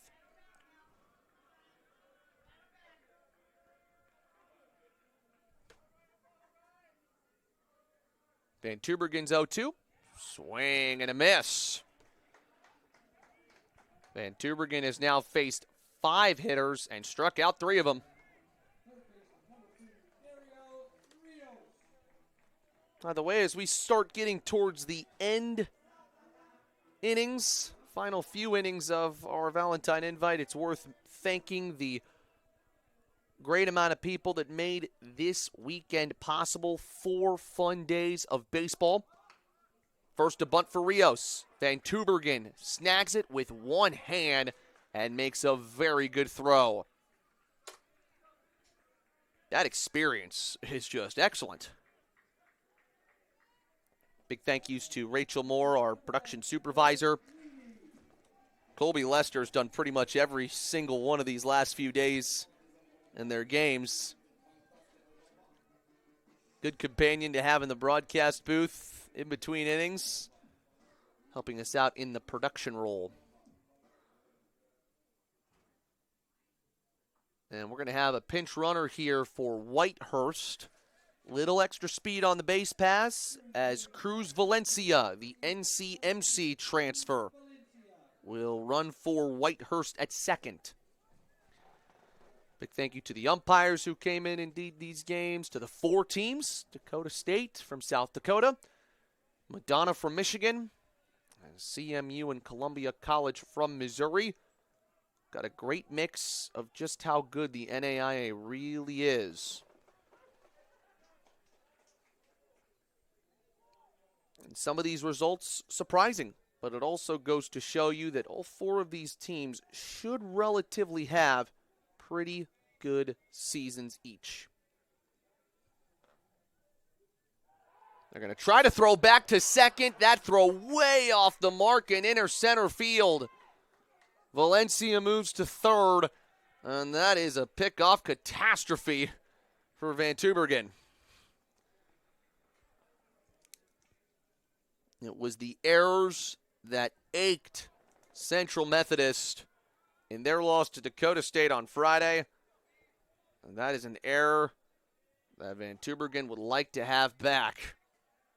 He had the right idea. The ball slipped out of his hand as he was throwing. Weedy waves and misses. It won't matter a bit if Weedy can't make it count here at the plate. Could be a massive insurance run by the looks of things.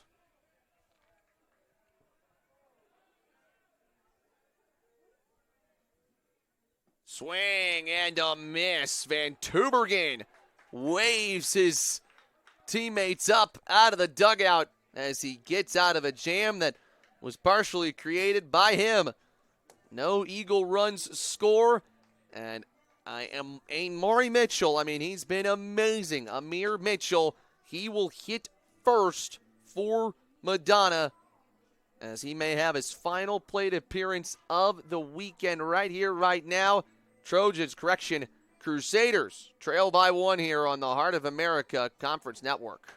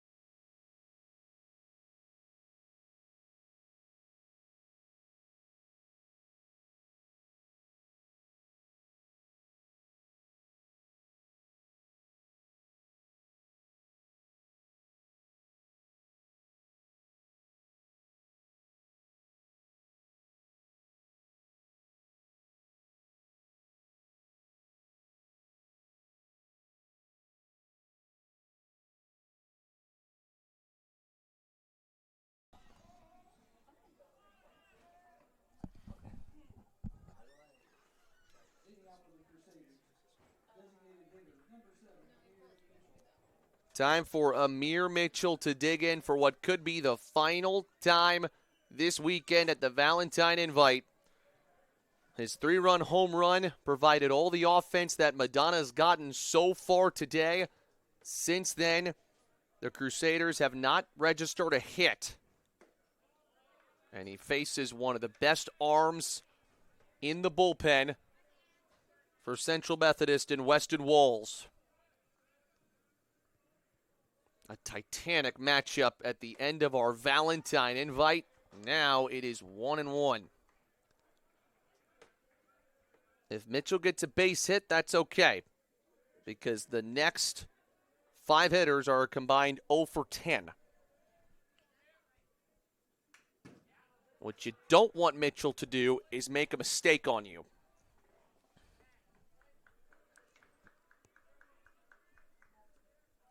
CMU with 3 consecutive losses by a total of 5 runs. They have played in a ton of close games this season. This is another one. Can they finish the job? Nate Breland's team came out with a better energy here today after that loss to Dakota State.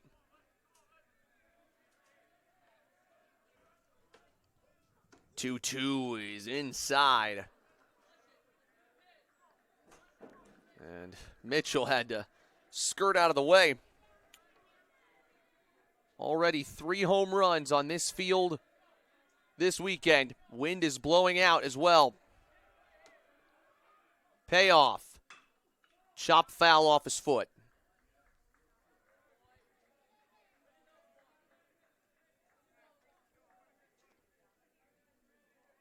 If Madonna were to come back and win this and go a perfect 4-0 this weekend in Fayette, Amir Mitchell would be a massive reason why.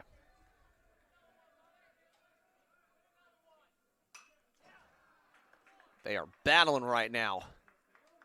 Seen a lot of great plate appearances just like this one today for both teams. Mitchell picking up a little bit of the turf. I guess waiting to see where the wind's blowing. He smacks one into left center field. On the charges, Jokum, it will drop for a base hit. Mitchell's taking the turn for second. The tag not in time. And Mitchell fired up after just barely beating McKillop to the base.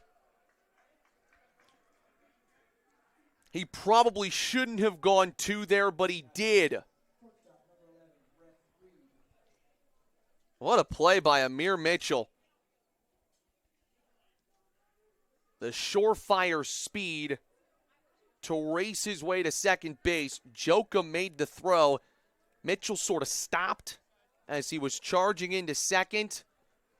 And McKillop was just too far away from the bag to make a good tag. And the tying run is aboard. Here's a bunt play. This is from Reed. It's picked up by Schneiders, but he threw it into right field. Mitchell's going to score.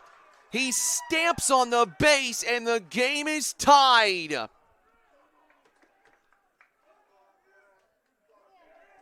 was actually Weston Walls who threw it to first base after a delay.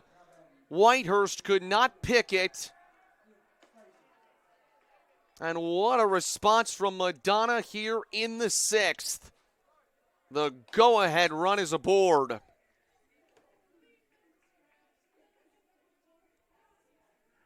Back-to-back innings with an error for CMU. Weston Walls was considering going to third. That's where his eyes went first. And then fired over to first.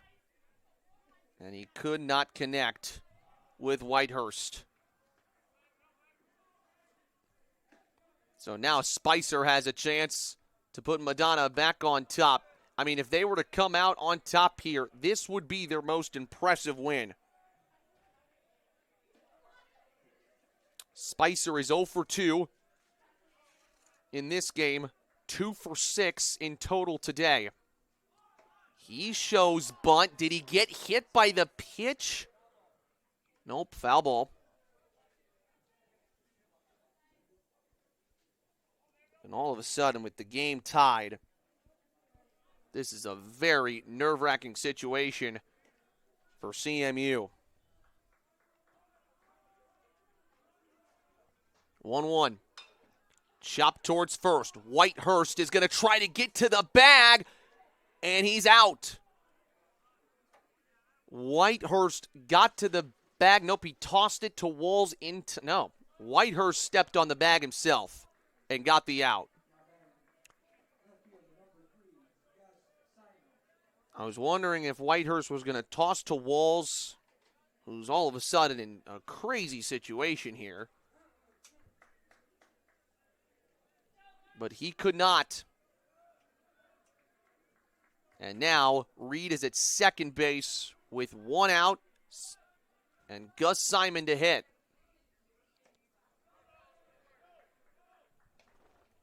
Pressure moments here for CMU.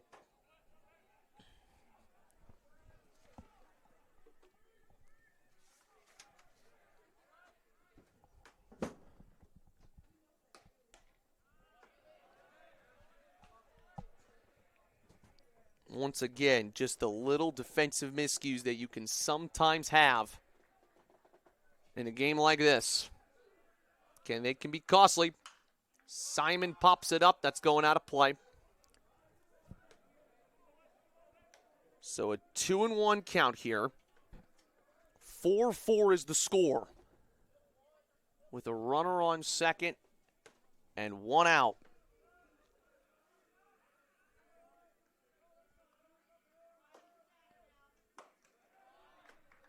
Maybe they're trying to pitch around Simon.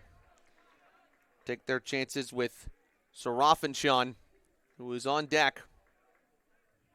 We'll have to see who takes the 9 spot if Collins would pinch hit again. Good answer from Walls. This is where you want to have your most experienced pitcher. This is absolutely that for CMU. Payoff is a line drive into right, base hit. Reed will stop at third. They're on the corners for Sarafinchan with just 1 away.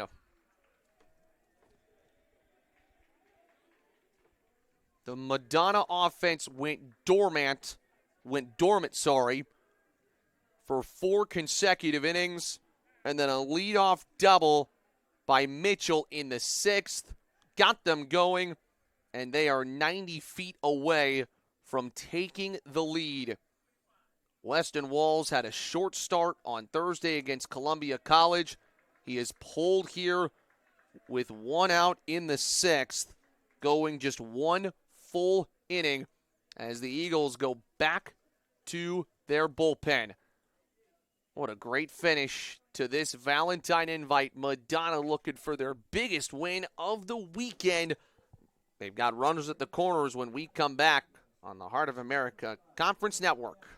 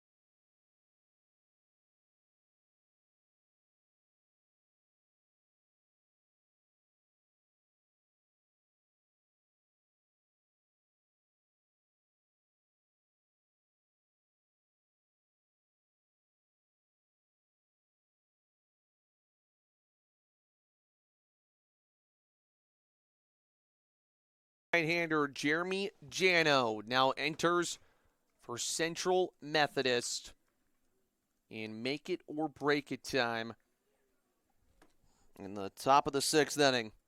A game that Madonna led 3-0 early thanks to a solo home run, or 3-run home run rather, by their star, Amir Mitchell. CMU then played at 4 runs in the bottom of the 3rd to take the lead. And just moments ago, a throwing error from relief pitcher Weston Walls brought Amir Mitchell home on a bunt play where they were trying to move Mitchell from 2nd to 3rd. And now it's runners on the corners for Jano. He's been a couple places in his career. Once played at Webster University as a freshman, so he has NAIA experience. He was at Oakton College last year. Big White Sox fan, also likes a little Frank Sinatra as well.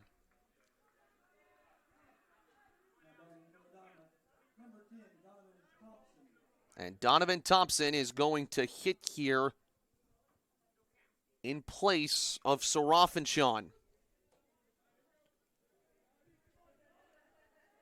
Looking for a big pinch hit moment for Thompson, who is 0 for 3 in Game 1 today. Strike 1.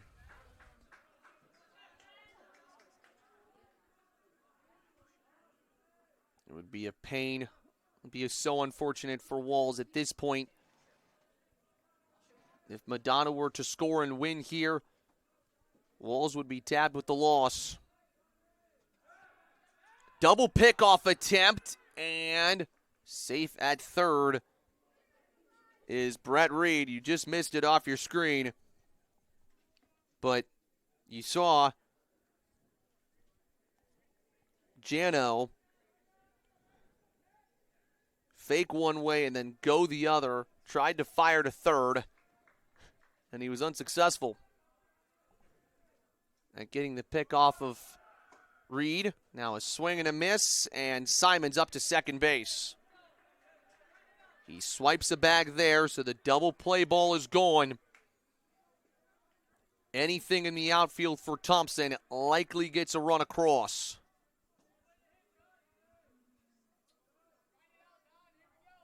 Oh, 2.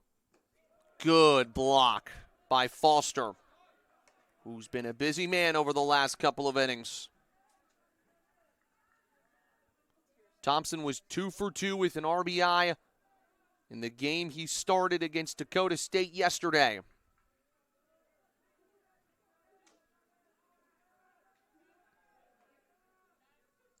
Swing and a miss.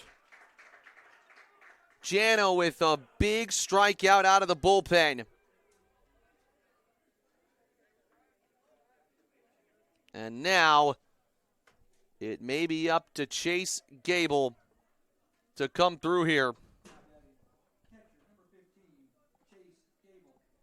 Gable grounded out in the second, and then was pinch hit for by Quentin Collins in the fifth. And right before he steps into the batter's box, they pinch hit for him again. It will be Logan Ellis instead. And that's a smart call, especially because Ellis was 2 for 5 against Columbia College earlier today. He had a good day at the plate, had a double in the ninth and the late stages of that one. Double could be the difference maker here today if he got another one. And now if you're Jano, you're facing a left-handed hitter. On the corner for strike one. Inning started with a double and an error. CMU's lucky to have only given up 1 run. Can they hold it there? Foul tip, and Jano is ahead and has control.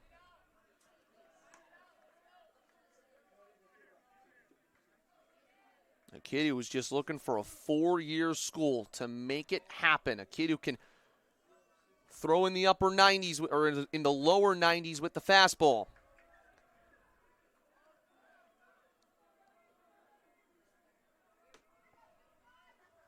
Oh, 2 pitch. Last year, 49 1/3 innings pitched.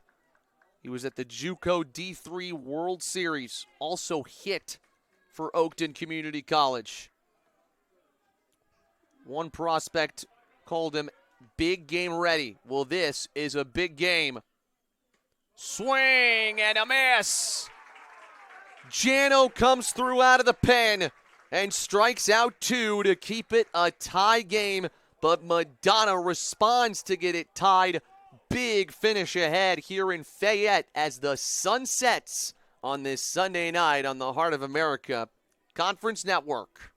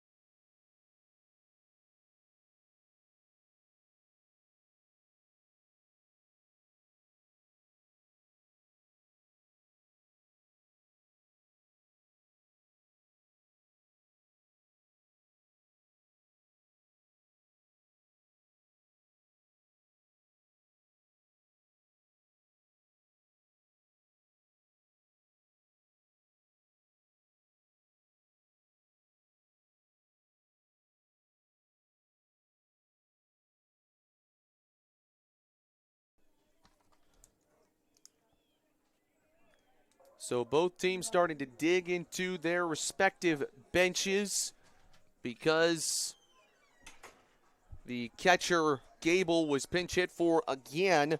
They are going to replace him in the field here with Aiden Bridges. He's going to catch the sophomore out of Taylor, Michigan, Allen Park High School grad. And also Donnie Thompson pinch hit in that last inning. He'll take over for Sarafinshawn at first. First hitter is Justin Smith. That's a high pop-up down the line and right, and foul out of play. And by the way, Madonna will have the top of the order coming up in the 7th. For now, though, that is not what CMU is concerned with. Smith once again in for Aguirre. He walked and stole a bag back in the third. Made it all the way to second base, but CMU stranded 2 in scoring position. Could have had more than they got in that inning. Smith sends it down the line and right again. This is trouble. Steppick going back, but it's foul.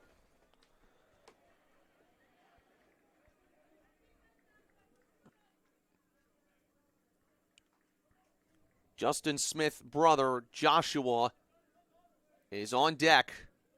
Looks like he will hit for McKillop. Foster will remain in the 9 spot. We saw the twin brothers hit next to each other in the Friday game. Almost ended up working out for CMU. Van Tubergen deals. Tried to beat him in the dirt, or in the turf rather.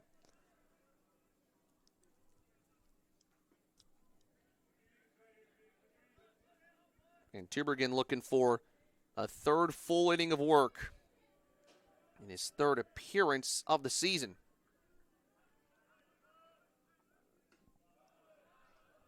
And Smith does well to work the count full.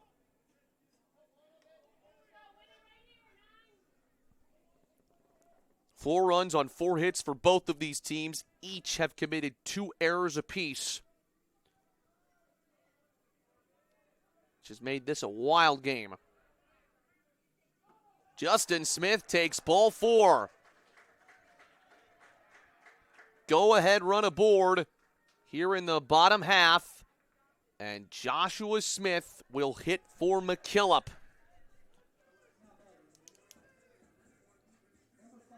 Remember, in a position like this, all you need is one guy to get on. This is push across a run territory. Joshua Smith pinch ran for Dawson Foster earlier. And you would think that with him taking this spot, that he may be trying to bunt his twin brother over. Madonna calls a mound visit. Central Methodist brings all of its players over to huddle. The first base coach, the third base coach, and the head coach, Breland. And they've got Joshua Smith, Justin Smith, and Dawson Foster, the 3 that would really play a role in this situation. Each of them are in that conference.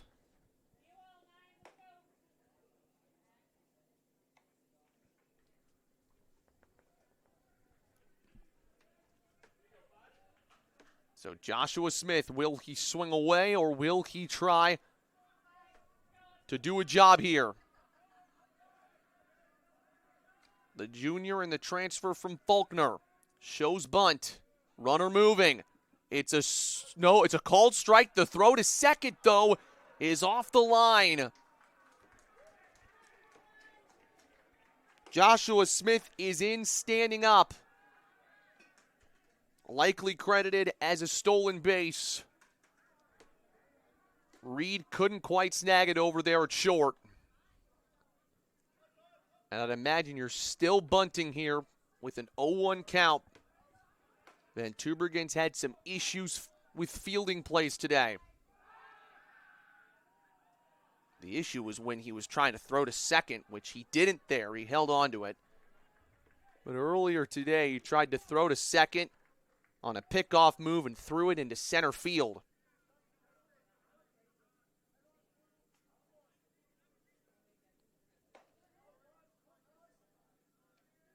Van Tubergen, I think, checking for a sign. These are the kind of plays where both teams have to execute. He lays off, and it's strike 2. So the bunt's out of play. Joshua Smith has yet to get a hit in a CMU jersey this year.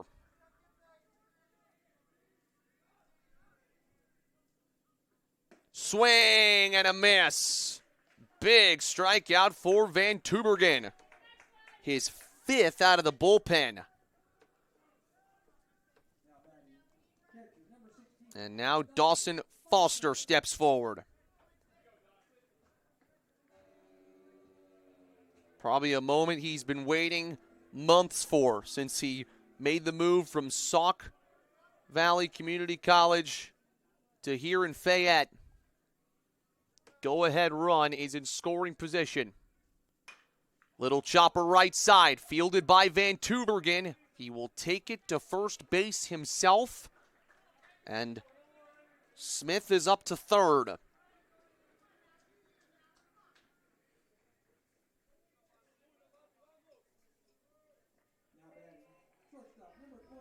So Justin Smith, with the leadoff walk, able to get all the way around to third base.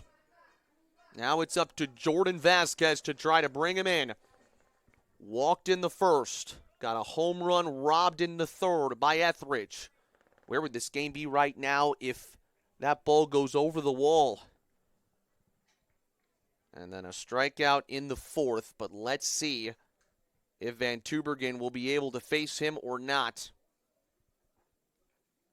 It looks like their head coach, Drew Hard, is going to make the tough decision to pull Van Tubergen in favor of another arm here with 2 outs in the 6th. But Van Tubergen practically flawless in his appearance out of the bullpen. So impressive. He goes 2 2/3, gives up just 1 hit. The run at third base would be charged to him, but for now, no earned runs, and he walked 1 and struck out 5. Big pressure on the new Madonna pitcher. We'll tell you about him next on the Heart of America Conference Network.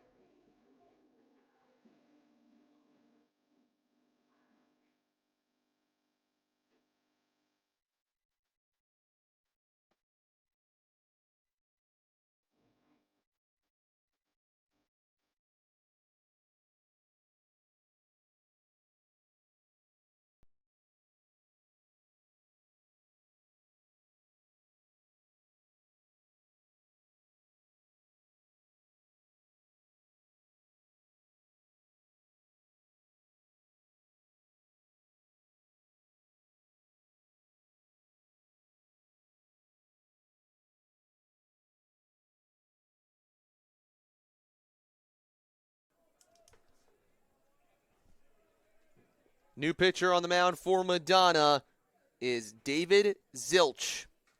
6'5" right-hander for Madonna, trying to get one very important out facing Jordan Vasquez. Zilch played at Kellogg Community College in the past. 4.36 ERA there. Most of that was starting action. This is his third appearance out of the pen. Vasquez looks at strike 1. Zilch had a save in the game against Indiana Wesleyan in an inning and a third, even though he gave up 4 earned runs. And wait a second, is there a balk? Yes, there is. Justin Smith is going to score the go-ahead run. CMU has the lead, and Drew Hard cannot believe it.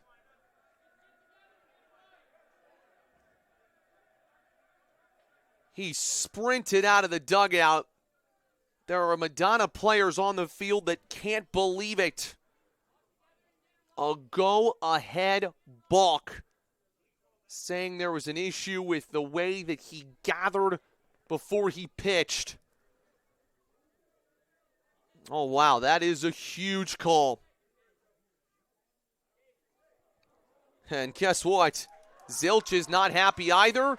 And did he just get tossed? Oh, my goodness. David Zilch has just been ejected after throwing one pitch and being called for a balk. That gives CMU the lead.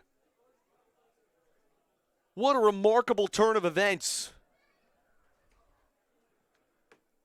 That is the most dramatic thing we have seen at the Valentine Invite today. And now the umpires are pointing to someone in the Madonna bench. They're saying Zilch has to exit the dugout and leave entirely. He's got to get out of the stadium, is what they're saying. Oh my goodness. Well, David Zilch has a right to be frustrated with both umpires. It's the field umpire that called the balk. And then he said something to the plate umpire, got a little mouthy, and he wasn't having any of it. Threw him out.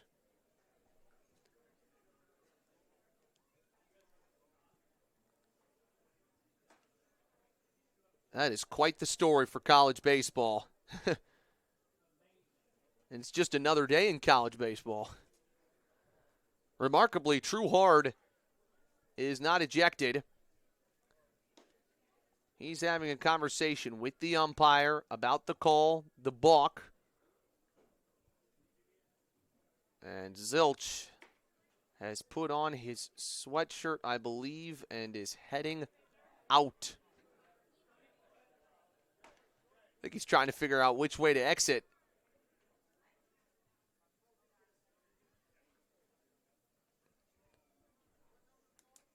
So a balk gives Central Methodist the lead, and after argument from the pitcher, he is tossed, and now Drew Hard's got to find another guy to put out on the mound. I mean, is he going to go back with Van Tubergen?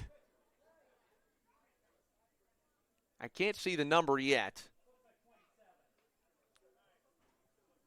But this is just a crazy way to finish. It looks like it's going to be number 27, Schaefer Whisker, who takes the mound. And he will take his warm-up tosses. We'll keep it right here for you. Because as he's taking his warm-up tosses,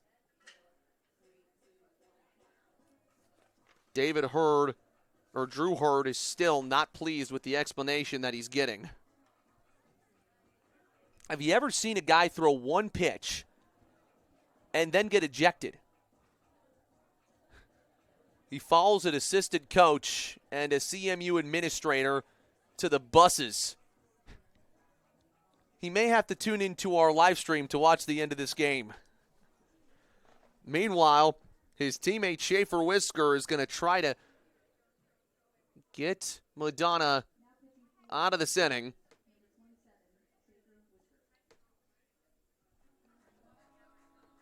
And, of course, that may be indicative of a suspension as well for future games, but never mind that. Whisker is a junior out of Birth Run, Michigan, computer science major. And he is making his first appearance of the season. He had a 12.36 ERA last year and 19 2/3 innings pitched. I'm sure that about 5 minutes ago, he had absolutely zero idea that he was in the plans, specifically in this inning, unless something wild happened. And guess what? Something wild did happen.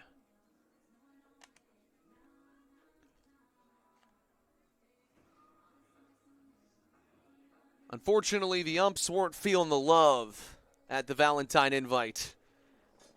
Didn't enjoy what David Zilch had to say, so that is the most incredible 0 innings pitched, 0 hit, 0 runs, 0 earned, no walks, 1 strike thrown. I think there will be some that look at that stat line in the future and get confused. At least I know I would. And the run ends up being charged to Van Tubergen. And it goes back to the decision to take Van Tubergen out with 2 outs and a runner on second. I'm not sure. Or actually, I guess the runner was on third. I guess in some cases that's the right call. In some cases it's not. You got to go with what you trust, and Zilch had a save coming into tonight already this season.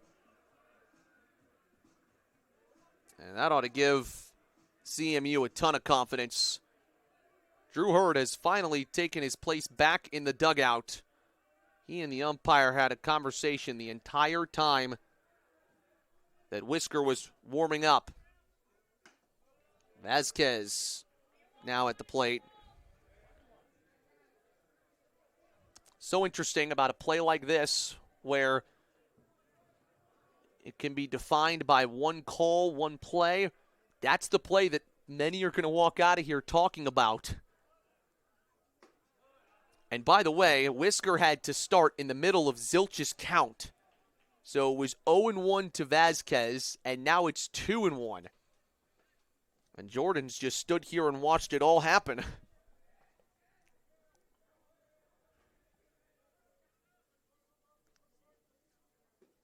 Check swing. Went around. 2-2. Madonna is not out of this yet. Not by a long shot. They have the top of the order due up in the 7th.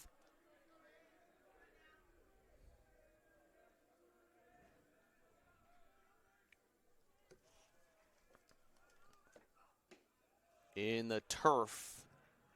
Whisker had some trouble with the mound, I think, back in that warm-up session. He slipped off the mound on one of his pitches. You could hear his audible grunt as he threw that last pitch. Full count, base is empty. Off the plate. And Vasquez is on base via a walk for the second time today. And that's where the Eagles have been more successful. They have taken 6 walks today. That's much better for them than it was against Dakota State. And J.J. Jokum will now dig in.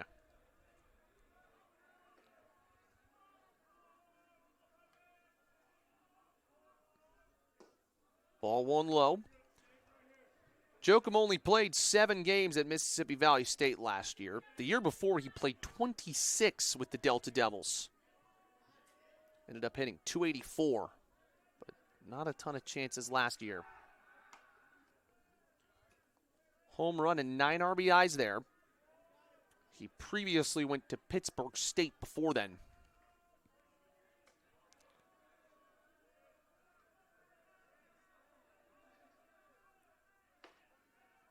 Vasquez on the run.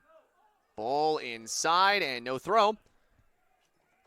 Jordan has stolen his second base of the game. You know, it may literally come down to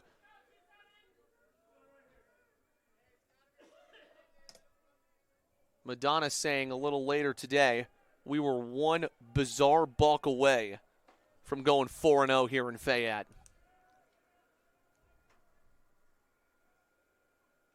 In the turf, Vasquez moving to third, and Bridges was unable to make the throw over. That'll be a wild pitch. And now all of a sudden, that is a huge run standing at third base. The insurance could be massive. And now the umpire is going to tell the CMU dugout something. And now we're getting to that part of the game where things get a bit silly. Telling the dugouts to make sure they calm down. Anything goes in spots like this. I mean, we've already seen a pitcher get ejected after a balk today. What else does this game have for us? We started all the way back at noon today. And Madonna looked in trouble, had a bad start. They were down 4-0 against Columbia College and stormed back to win 9-4. Got off to a good start in game 2. They were up 3-0. CMU got 4 runs in the third and made it 5-4, or made it 4-3 Madonna tied it at 4 in the top of the 6th. CMU just pushed across the go-ahead run here in the bottom half. And Drew Hard has gone back out to his mound. I think he may be replacing Schaefer Whisker here. They got an arm warming up and quickly as Schaefer Whisker was going on. And so I think Drew Hart is trying to explain to Whisker why he's pulling him here. But in the middle of a count, the second time midway through a count in this inning, Madonna makes a pitching change. So Whisker also only faces one batter. He threw, I think, 8 or 9 total pitches. And this will be the 6th Madonna pitcher coming to the mound in this game when we come back on the Heart of America Conference Network.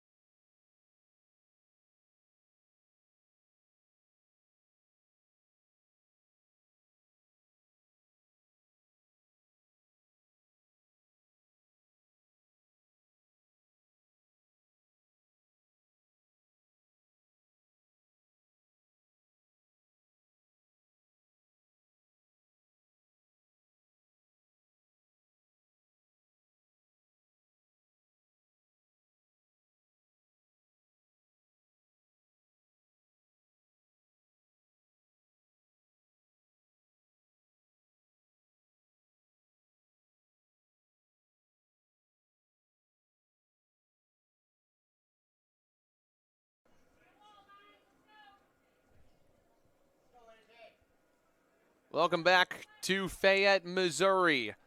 7-inning doubleheader, or the second game, a 7-inning game of what has been a doubleheader today for Madonna baseball. At its breaking point, J.J. Jokum in to face Alex Hardacre, the new pitcher, and you just get hit by a pitch? Oh, no, that was ball 4 because it was a 3-0 count. You're right.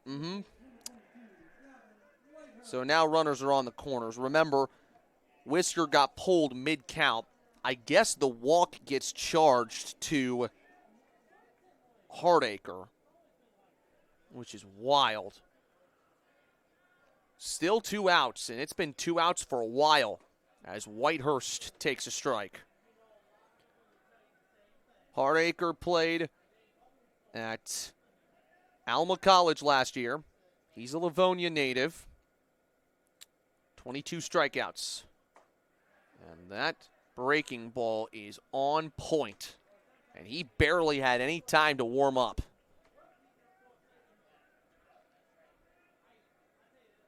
Had a 7.62 ERA last year. Runner moving from first. Pitch high and no attempt from Jokum. For now, they'll credit that as a stolen base. So now a base hit scores you 2. Whitehurst chases a fastball outside. The inning is over. Madonna has the top of the order coming up, but they surrender the lead on a balk. It's 5-4 Eagles on the Heart of America Conference Network.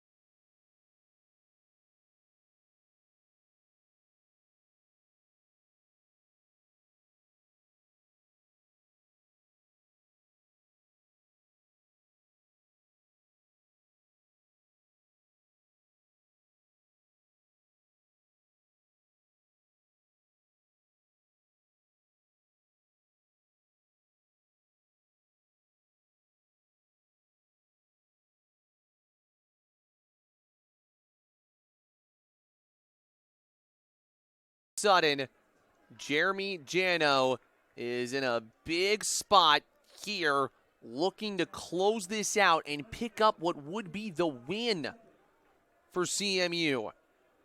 In his third appearance of the season, it would be his first win for the Eagles. He faces the top of the Madonna lineup as we reach nightfall here in Fayette. And the first pitch of the top of the seventh hits Stepek. Tying run on. This has been a wild game. It has been a wild day. Baseball is well and truly back, folks. That's what Colby Lester told me over the break. He's right. Now Etheridge, 3 walks and a run scored, has yet to put the ball in play. Can Jano get things back under control? That's off the glove of Foster into the backstop. Stepek's up to second base.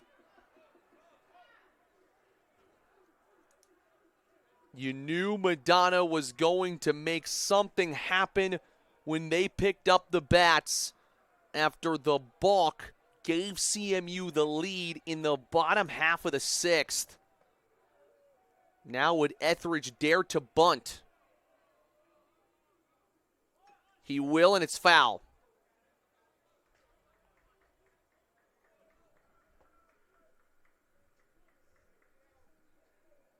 Kevin Davis is 0 for 3 here in Game 2. But he was 2 for 4 in Game 1. He's on deck as Madonna tries to keep their perfect streak here in Fayette alive. Etheridge takes high. Whitehurst is closing in on that near side. He's got such a good swing that CMU's going to kind of risk it by playing bunt defense here.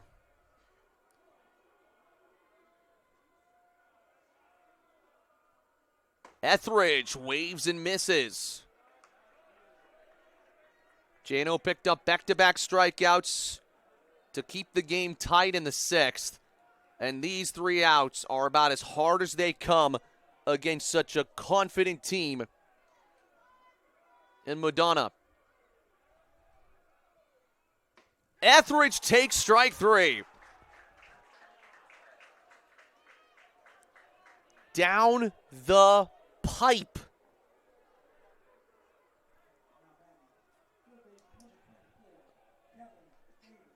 And now Kevin Davis steps forward. You missed your chance to bunt right then and there. Late night here in Fayette. Wow. And after Jano's first pitch of the 7th hit a batter, he is setting the tone as CMU tries to break a 3-game losing skid.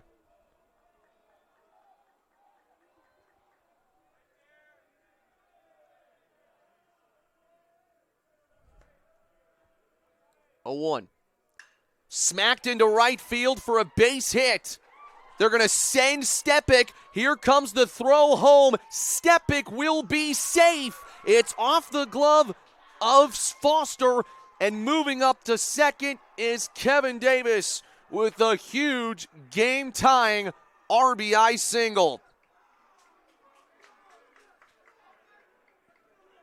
They took the risk by sending Ty Stepek to the plate, and it works. And here comes Amir Mitchell to hit next. Can you believe it? 5-5 in the 7th.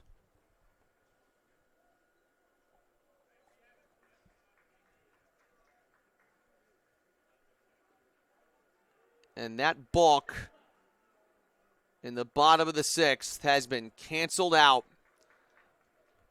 And this is not the guy you want to see. He has been, for all intents and purposes, the Valentine Invite MVP. That's how good he's been. And they're going to have a pinch runner go to second. Carson Noon for Kevin Davis. That is probably his biggest RBI of the game. And they're not even going to mess with Mitchell. Intentional walk. You know who's got to be feeling pretty happy right now? David Zilch. The guy who got tossed after his balk gave CMU the lead. Brett Reed to the plate now. He laid down a bunt the last time and forced an error out of Weston Walls at that time, which ended up scoring the game-tying run.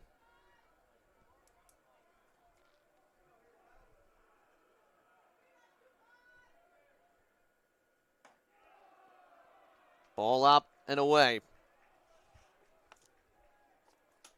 And if you're a Central Methodist fan, your hair's about turning white right now with how many of these tight games there's been this season so far. Jano catches the corner.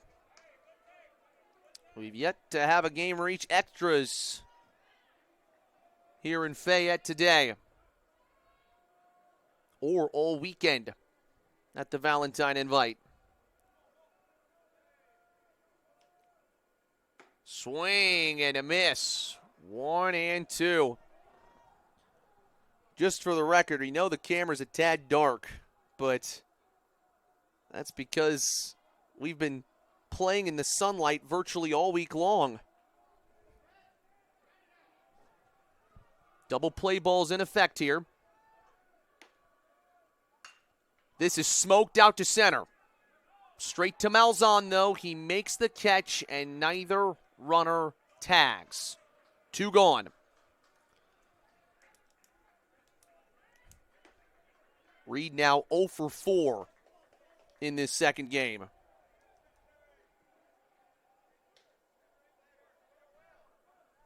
And the momentum could just swing on an absolute dime here. Luke Spicer. He is 2 for 7 on the day. Had some decent performances yesterday. Madonna bench is getting rowdy.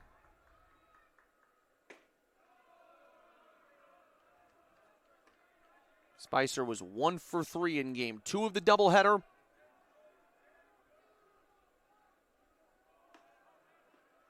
And did not play the first game.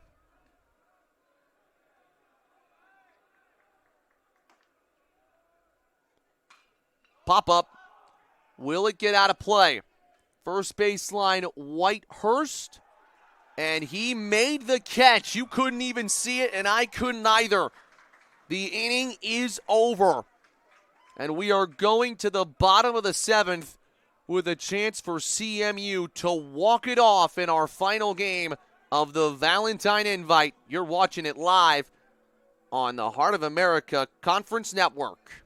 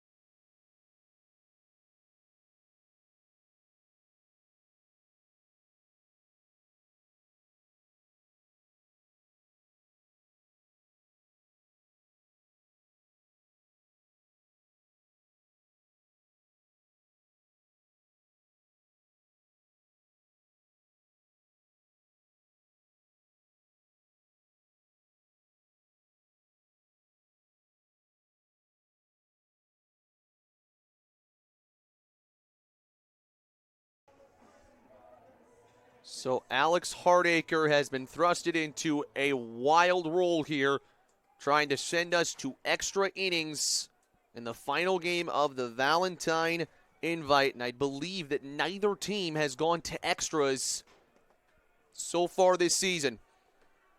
Ryan Malzahn hits first, and he pops it foul. We've got a run in each of the last 3 half innings. These teams have traded punches. It has taken a lot to get a run across here in the late stages tonight. Malzahn smokes it into left center field. That will drop for a base hit. The game-winning run is aboard for the Eagles in the 7th. And now you've got the perfect guy coming to the plate in Dario Rios. I believe Rios, it was a sacrifice bunt back in the 5th. But before then, 2 for 2 with a 2 RBI single. Check back to first. That has been a problem for Madonna in the last couple games. CMU does not have a walk-off win this season. Malzahn's moving here, and Rios fouls it into the netting. So Ryan Malzahn will go back to first. How about Nate Breland being aggressive here in the 7th? No one's going to go win the game for you. That's the mindset. Back to first goes Malzahn, and I stand corrected. CMU did have a walk-off win. It was a run on a passed ball that was scored by J.J. Jokum. And a wild finish in their game against Science and Arts. And now Nate Breland isn't pleased with something else. The count is wrong on the scoreboard. It's 0-1 on Dario Rios.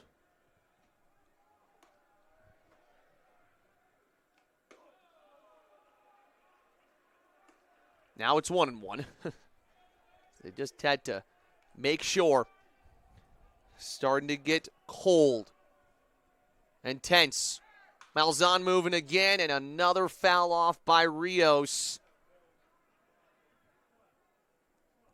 And the other question is, how good is Aiden Bridges at throwing runners out? He came in as a substitute for Gable back in about the 5th inning. He may be tested. Zeb Weedy on deck. They go back to first.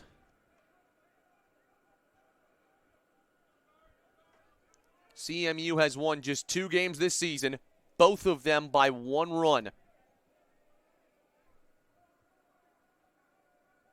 Malzahn moving. Swing and a miss. The throw from Bridges to second, not in time.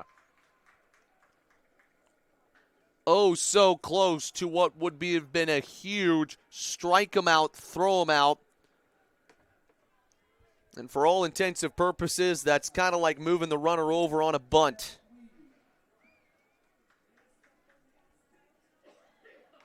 And now the umpires are going to come together to discuss. Here's a question. Now, was Bridges impeded on his throw to second base? I guess not. The call is going to stand. There may have been an argument that Rios stepped in front of Bridges as he was trying to make the throw. But there was no indication that the umpires called that originally, and there's no indication that they're calling it now. So Zeb Weedy with a chance to potentially walk it off, but first, well, he won't have the chance. It's an intentional walk.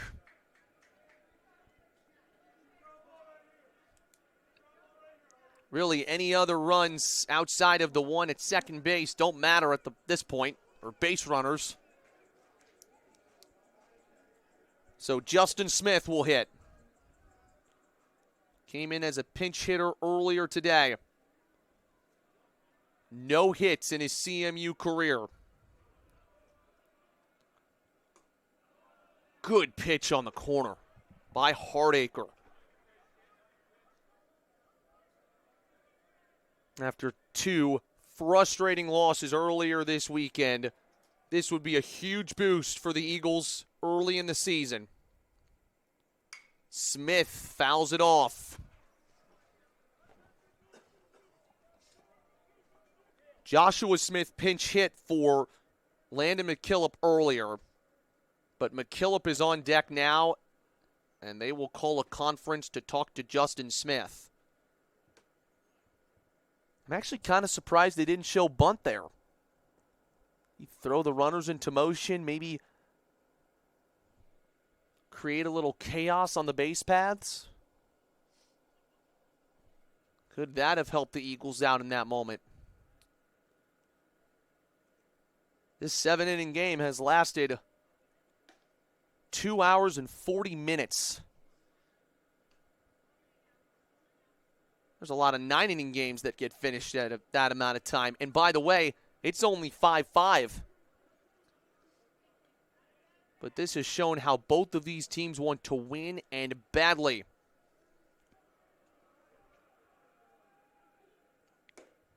Smith lays off the fastball.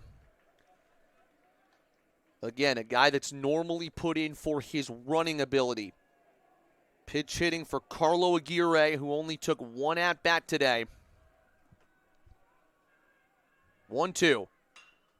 In the air to right. Back goes Stepbeck. He's got space, makes the catch. And Malzahn will hold at second. It was not deep enough to move the runner.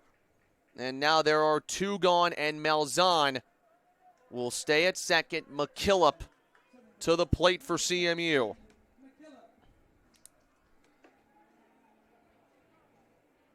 Malzahn started the inning with a base hit. He's the winning run. They intentionally walked Weedy. He's at first.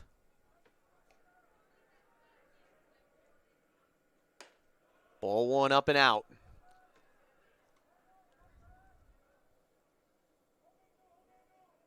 Hardacre showing some massive guts.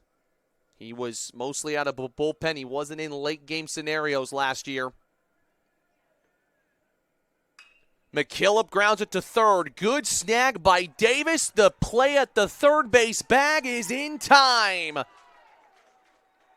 Strap yourselves in, folks. We've got extra innings in our Valentine Invite finale.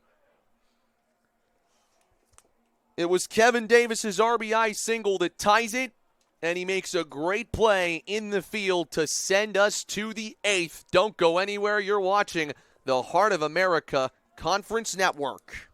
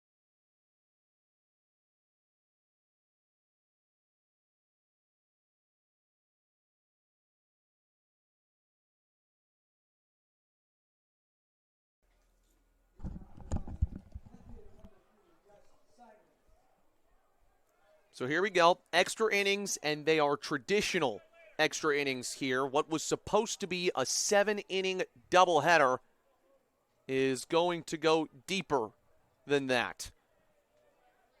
So you will not have a courtesy runner at second base like you sometimes see in summer collegiate ball or elsewhere. Lights are in full effect here at Estes Field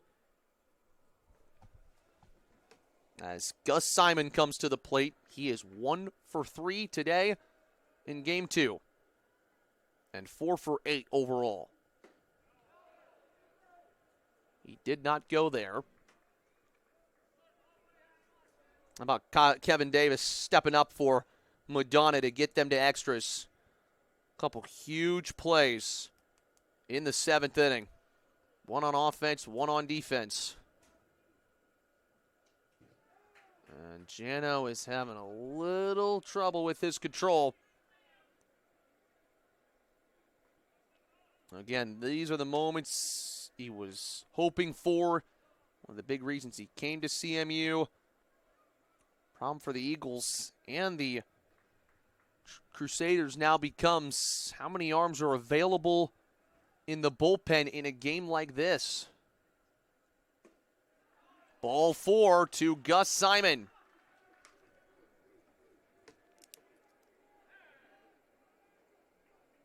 They've got the lead runner aboard in each of the last 4 innings, the Crusaders. And that is it for Jeremy Jano. Tight leash here in extra innings. Got to have your very best on the mound if you're Nate Breland.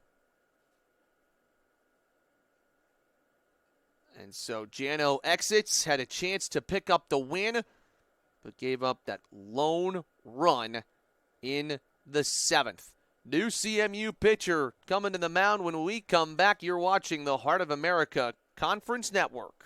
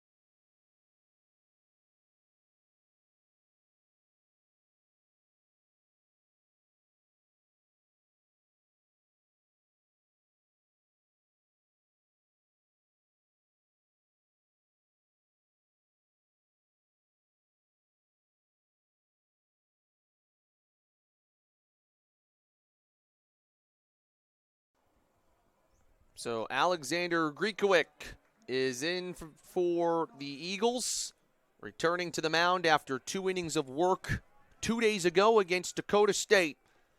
And he faces Donnie Thompson first. And Thompson lifts one into deep left center. He got under it, though. Malzahn having trouble at the track, at the wall. He got out of here. Donnie Mitchell has given Madonna the lead in the 8th on a 2-run home run. Initially, it looked like he had gotten under it, but the pinch hitter's swing kept the ball carrying. And for the first time since the 3rd inning, Madonna leads.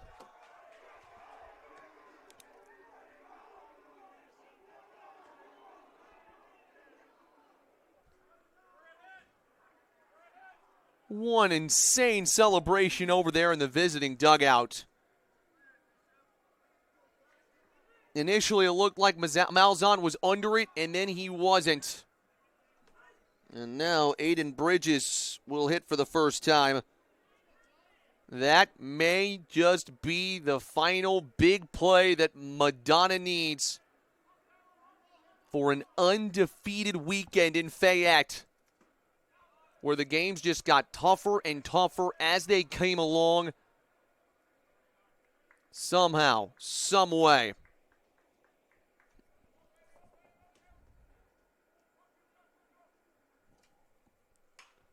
Fouled away by Bridges. Now it's just about adding on.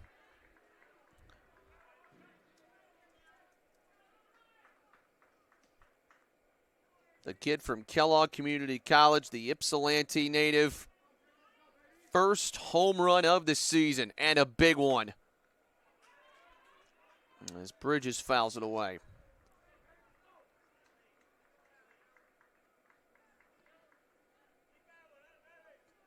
And in a game like this, you needed a big player to step up.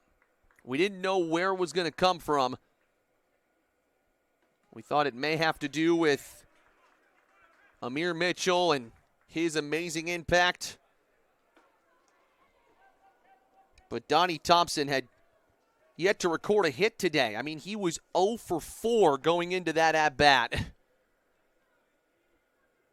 And those are the sort of plays and amazing moments that make you love baseball. Ball 4 to Bridges. Or actually, correction, ball 3. And Griekowick has got to find a way to get it under control.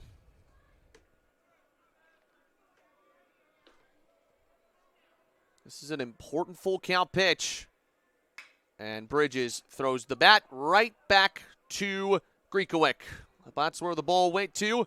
And he tosses to first for out number 1. I'm going to say this right now. That is going to be one heck of a bus ride back for Madonna if they do get the final 3 outs in the bottom of the 8th. That will be the most hyped the bus has been. Stepbeck is at the plate for the 11th time today. He has scored 4 runs across the 2 games. And is combined, I believe, 3 for 9. And he lifts one down the line and right towards the pole. Weedy back to the wall, and he dropped it off the wall. And they say it's in fair territory. Now the umpires call it foul. And Weedy is shaken up over there in the corner. He's back on his feet. You can't really see it off your screen, but he was trying to make that catch. More frustrated that he didn't make that catch, I think. Madonna players certainly thought that ball was out of here.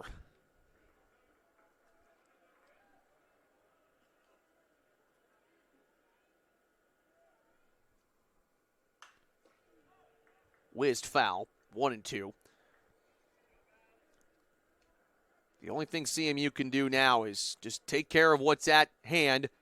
You can't reverse the 2-run home run, but what you can do is make sure that Amir Mitchell or Kevin Davis doesn't have another chance at the plate.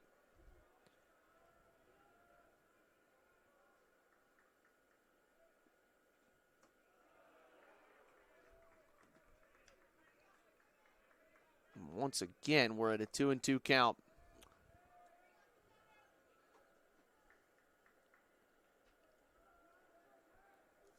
Stepek yet to take a walk today. He might try to here, though. He got hit by a pitch in the 7th, scored that tying run. A great base running move from second to home on the base hit from Davis. Strike 3, swinging. And Griekowick has retired back-to-back hitters following the 2-run shot. He was really, really good in the game against Dakota State on Friday, Griekowick. Didn't strike out anybody then, but only allowed 2 hits, 1 walk, no runs. Etheridge, strike 1. Been 2 very different games. Actually, not really for Etheridge.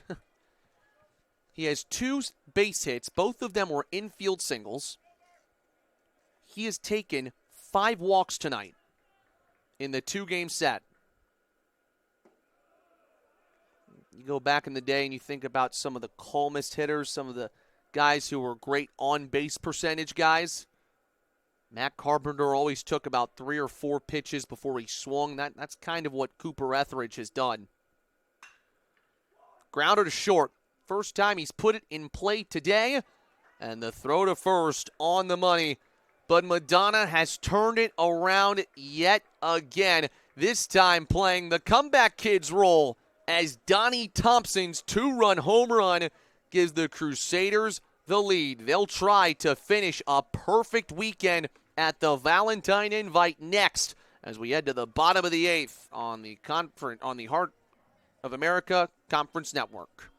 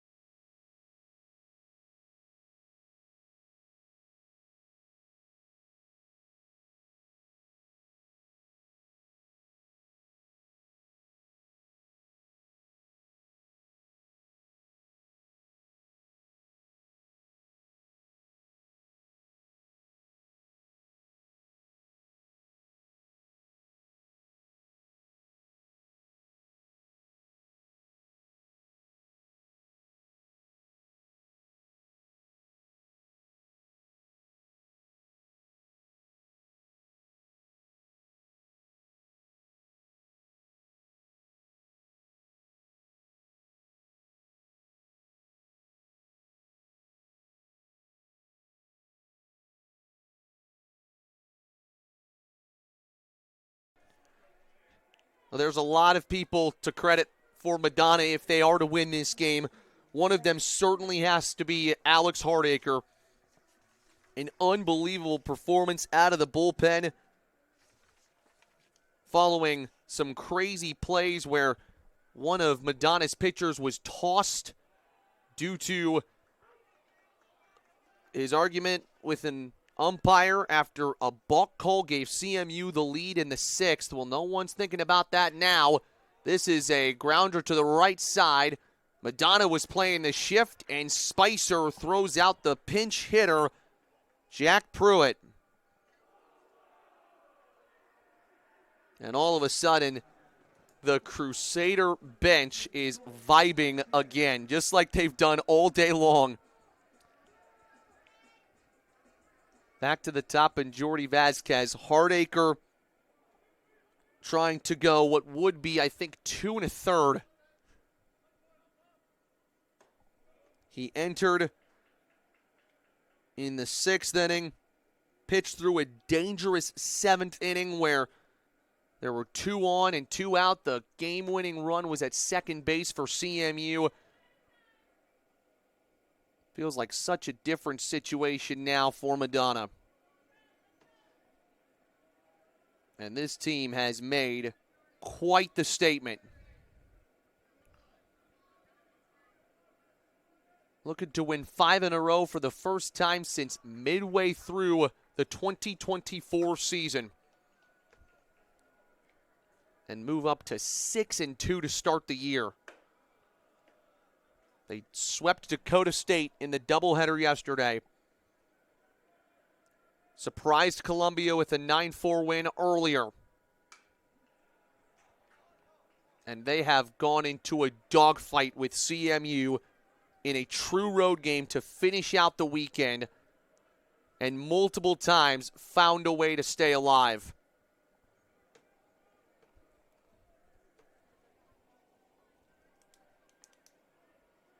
Still an arm slightly preparing just in case for Madonna, as Vasquez fouls it off again.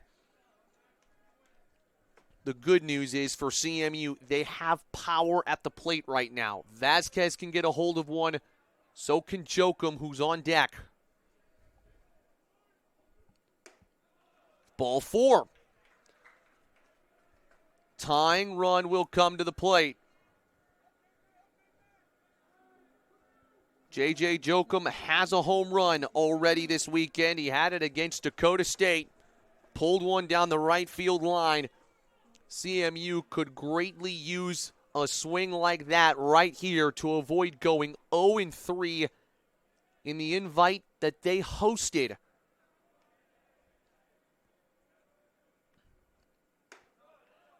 Off the plate. Maybe Hardacre just getting a little tired out there.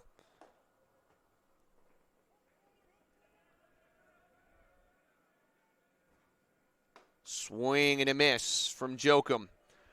He is the team leader in home runs, but remember, he took a foul ball off his ankle very hard earlier today.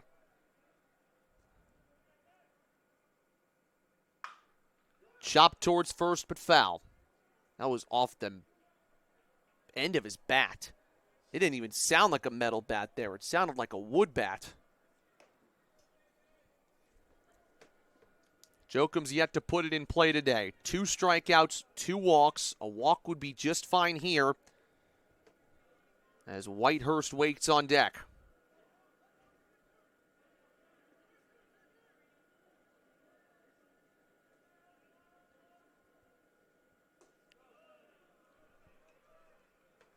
It is the first extra innings game for both teams this year. And by the way, again, these two teams have played classics this year.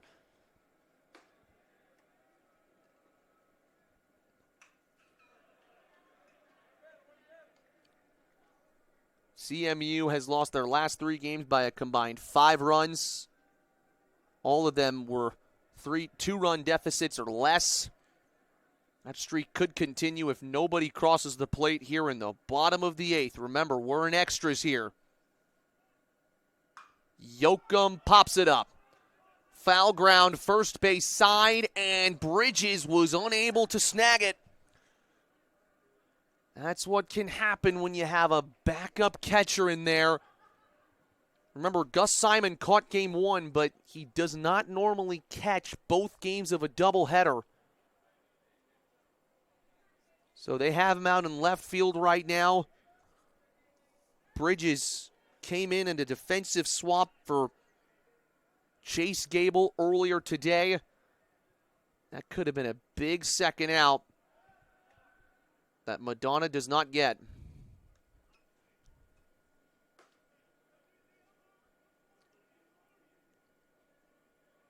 This game was supposed to be a 7-inning game, but it was tied at 5 after the regulation. Jokum, ground ball, base hit, right field. Vasquez is on his horse. He's headed to third. He will slide in safely. CMU is not done yet. You don't just get this far to get this far. And the top of the order has been challenging all night for the Madonna pitching staff.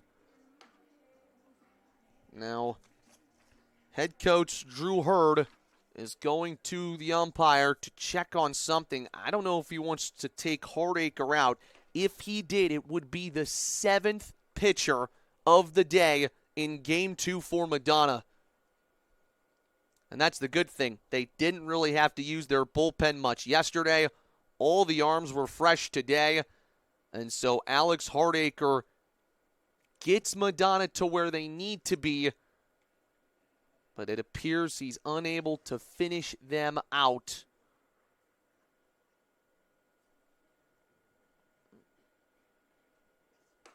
It's a mound visit for now. Madonna does have an arm preparing in the pen. 7-5 our score, with runners at first and third.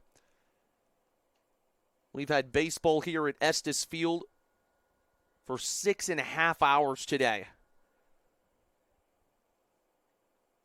And this has easily been the best game of the invite. My name's Matt Clark, delighted to be joining you for this game. It has been a journey to get to where we're at now. A big thank you as well to our producer, Colby Lester, who did all the games yesterday and Friday and now has sat through this one as well. Trying to get our cameras in full flow over there. Big appreciation to him and our supervisor, Rachel Moore, as well. Gavin Whitehurst takes in the turf. I think this may be the last hitter for Hardacre. I just don't see how he goes any further than this.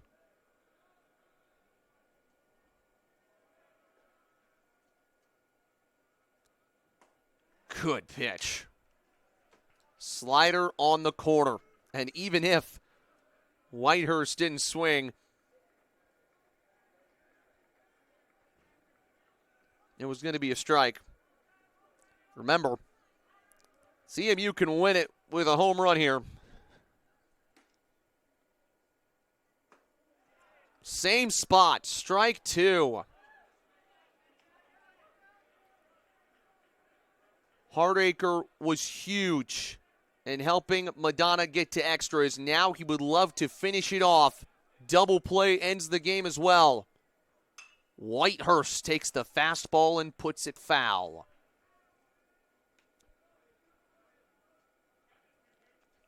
As you go back to that drop ball off-speed pitch, I mean, he froze Whitehurst twice with it. 1-2 pitch.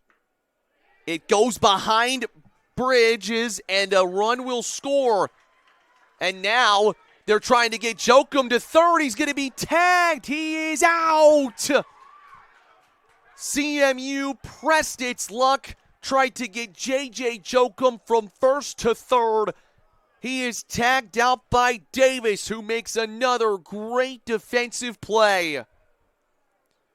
And Bridges is shaken up after fielding that ball and throwing a dart to third base. And out of nowhere, CMU scores a run, but is down to its final strike.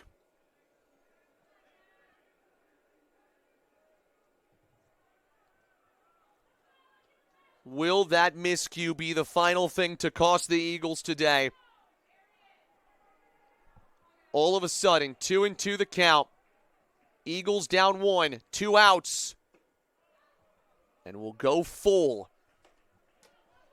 Malzahn has had a good day at the plate. He is 1 for 3, reached twice. He's on deck. Outside ball 4. Madonna was expecting to celebrate, but they're going to have to wait at least one more batter.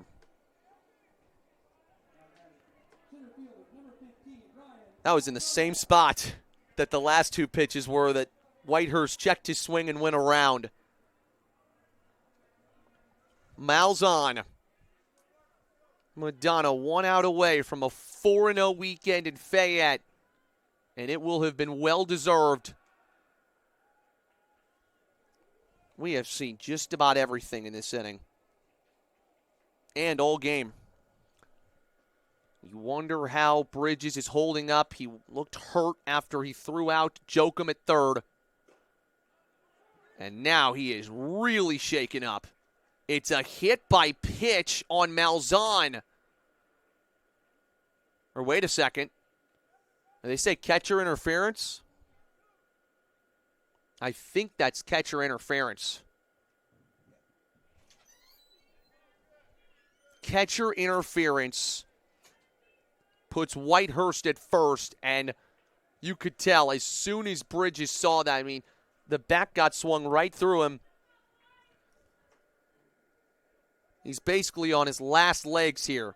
He's been hit in the leg, in the hand, in everything. And all of a sudden, tying run at second for Dario Rios. And the umpire is actually asking the coach to come and speak with him. Bridges is mad. He said he didn't do anything.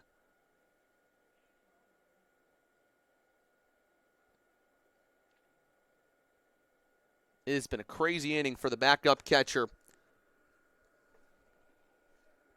Bridges wearing number 99. And I think the umpire may have just given him a verbal warning. I'm not sure.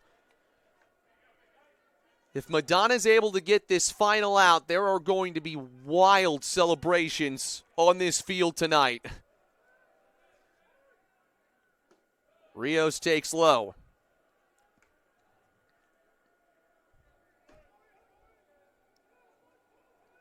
The ball's only been put in play twice in this inning. A base hit and a ground out.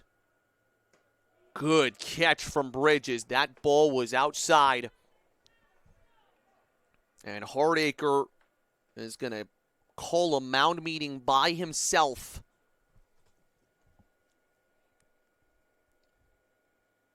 He has gone to war for his team. Tired, beat up, doesn't care. He's thrown 44 pitches. Only the starter, Seven Sma, has thrown more. Rios is 2 for 3 with 2 RBIs.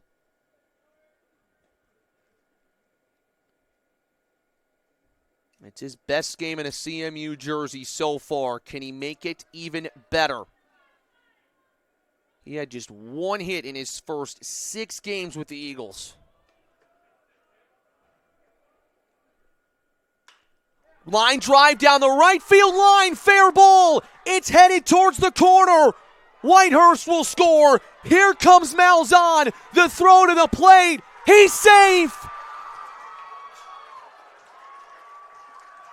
The Eagles, down to their final out of the night, win a thriller. 8-7. And it's Rios who walks it off in Fayette tonight.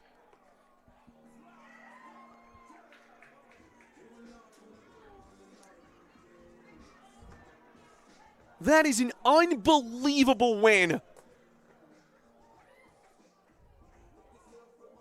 Madonna was 1 strike away from winning this one and going 4-0 in Fayette and winning their 5th straight, but the Eagles somehow finally get a bit of luck to bounce their way, and they have broken a 3-game losing streak in emphatic fashion.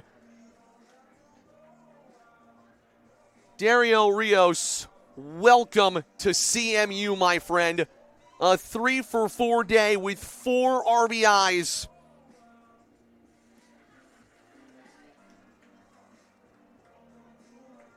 If you joined us for all 8 innings of this, that's got to be one of the best NAIA baseball games of the year. And what a way to conclude the Valentine Invite. Wild celebrations for Central Methodist. We had a balk. We had an ejection. We had catcher's interference. We had players being thrown out at all the bases. We had arguments with the managers, arguments between the players. At the end of the day, someone has to come out on top. Madonna's got to feel devastated. Oh, so close to a perfect weekend, and they let it slip right at the end. And CMU wins it, their 2nd walk-off win of the season. I mean, Gavin Whitehurst was down to his final strike, and you think about that pitch that was just off the plate. If that's called strike 3, we would have been gone 10 minutes ago. Instead, the Eagles will sleep well tonight. They're 3-4 on the season, and they will be right back here next weekend when they play in the Show Me Showdown. They will play Clark, Iowa on Friday, and they will play Concordia out of Nebraska on Sunday. That will finish out what is a 7-game homestand for the Eagles. Madonna's 4-game win streak is snapped in crazy fashion. They drop to 5-3, and they will play at number 9 Taylor on Friday night. Dario Rios is the biggest hero of them all tonight as Central Methodist wins an extra innings classic over Madonna. 8-7, the final score. It has been such a pleasure bringing the Valentine Invite to you this week. Congratulations to Madonna still. They had the best record of the weekend, so I guess you can consider them the champions. They go 3-1. Columbia College goes 2-1. Dakota State goes 1-3, and CMU goes 1-2, stealing this one away from the Crusaders. A big thank you to my production partner, Colby Lester, who deserved an awesome finish to that game with the amount of work that he did this week. And for the rest of the people that were on our production crew this weekend, we appreciate you all. A big thank you as well to Rachel Moore for making all of these broadcasts possible. But for all of them and the rest of our incredible staff here at Central Methodist University, I'm Matt Clark. Final score one more time for you. Central Methodist 8, Madonna 7 in 8 innings. You've been watching the Valentine Invite on the Heart of America Conference Network.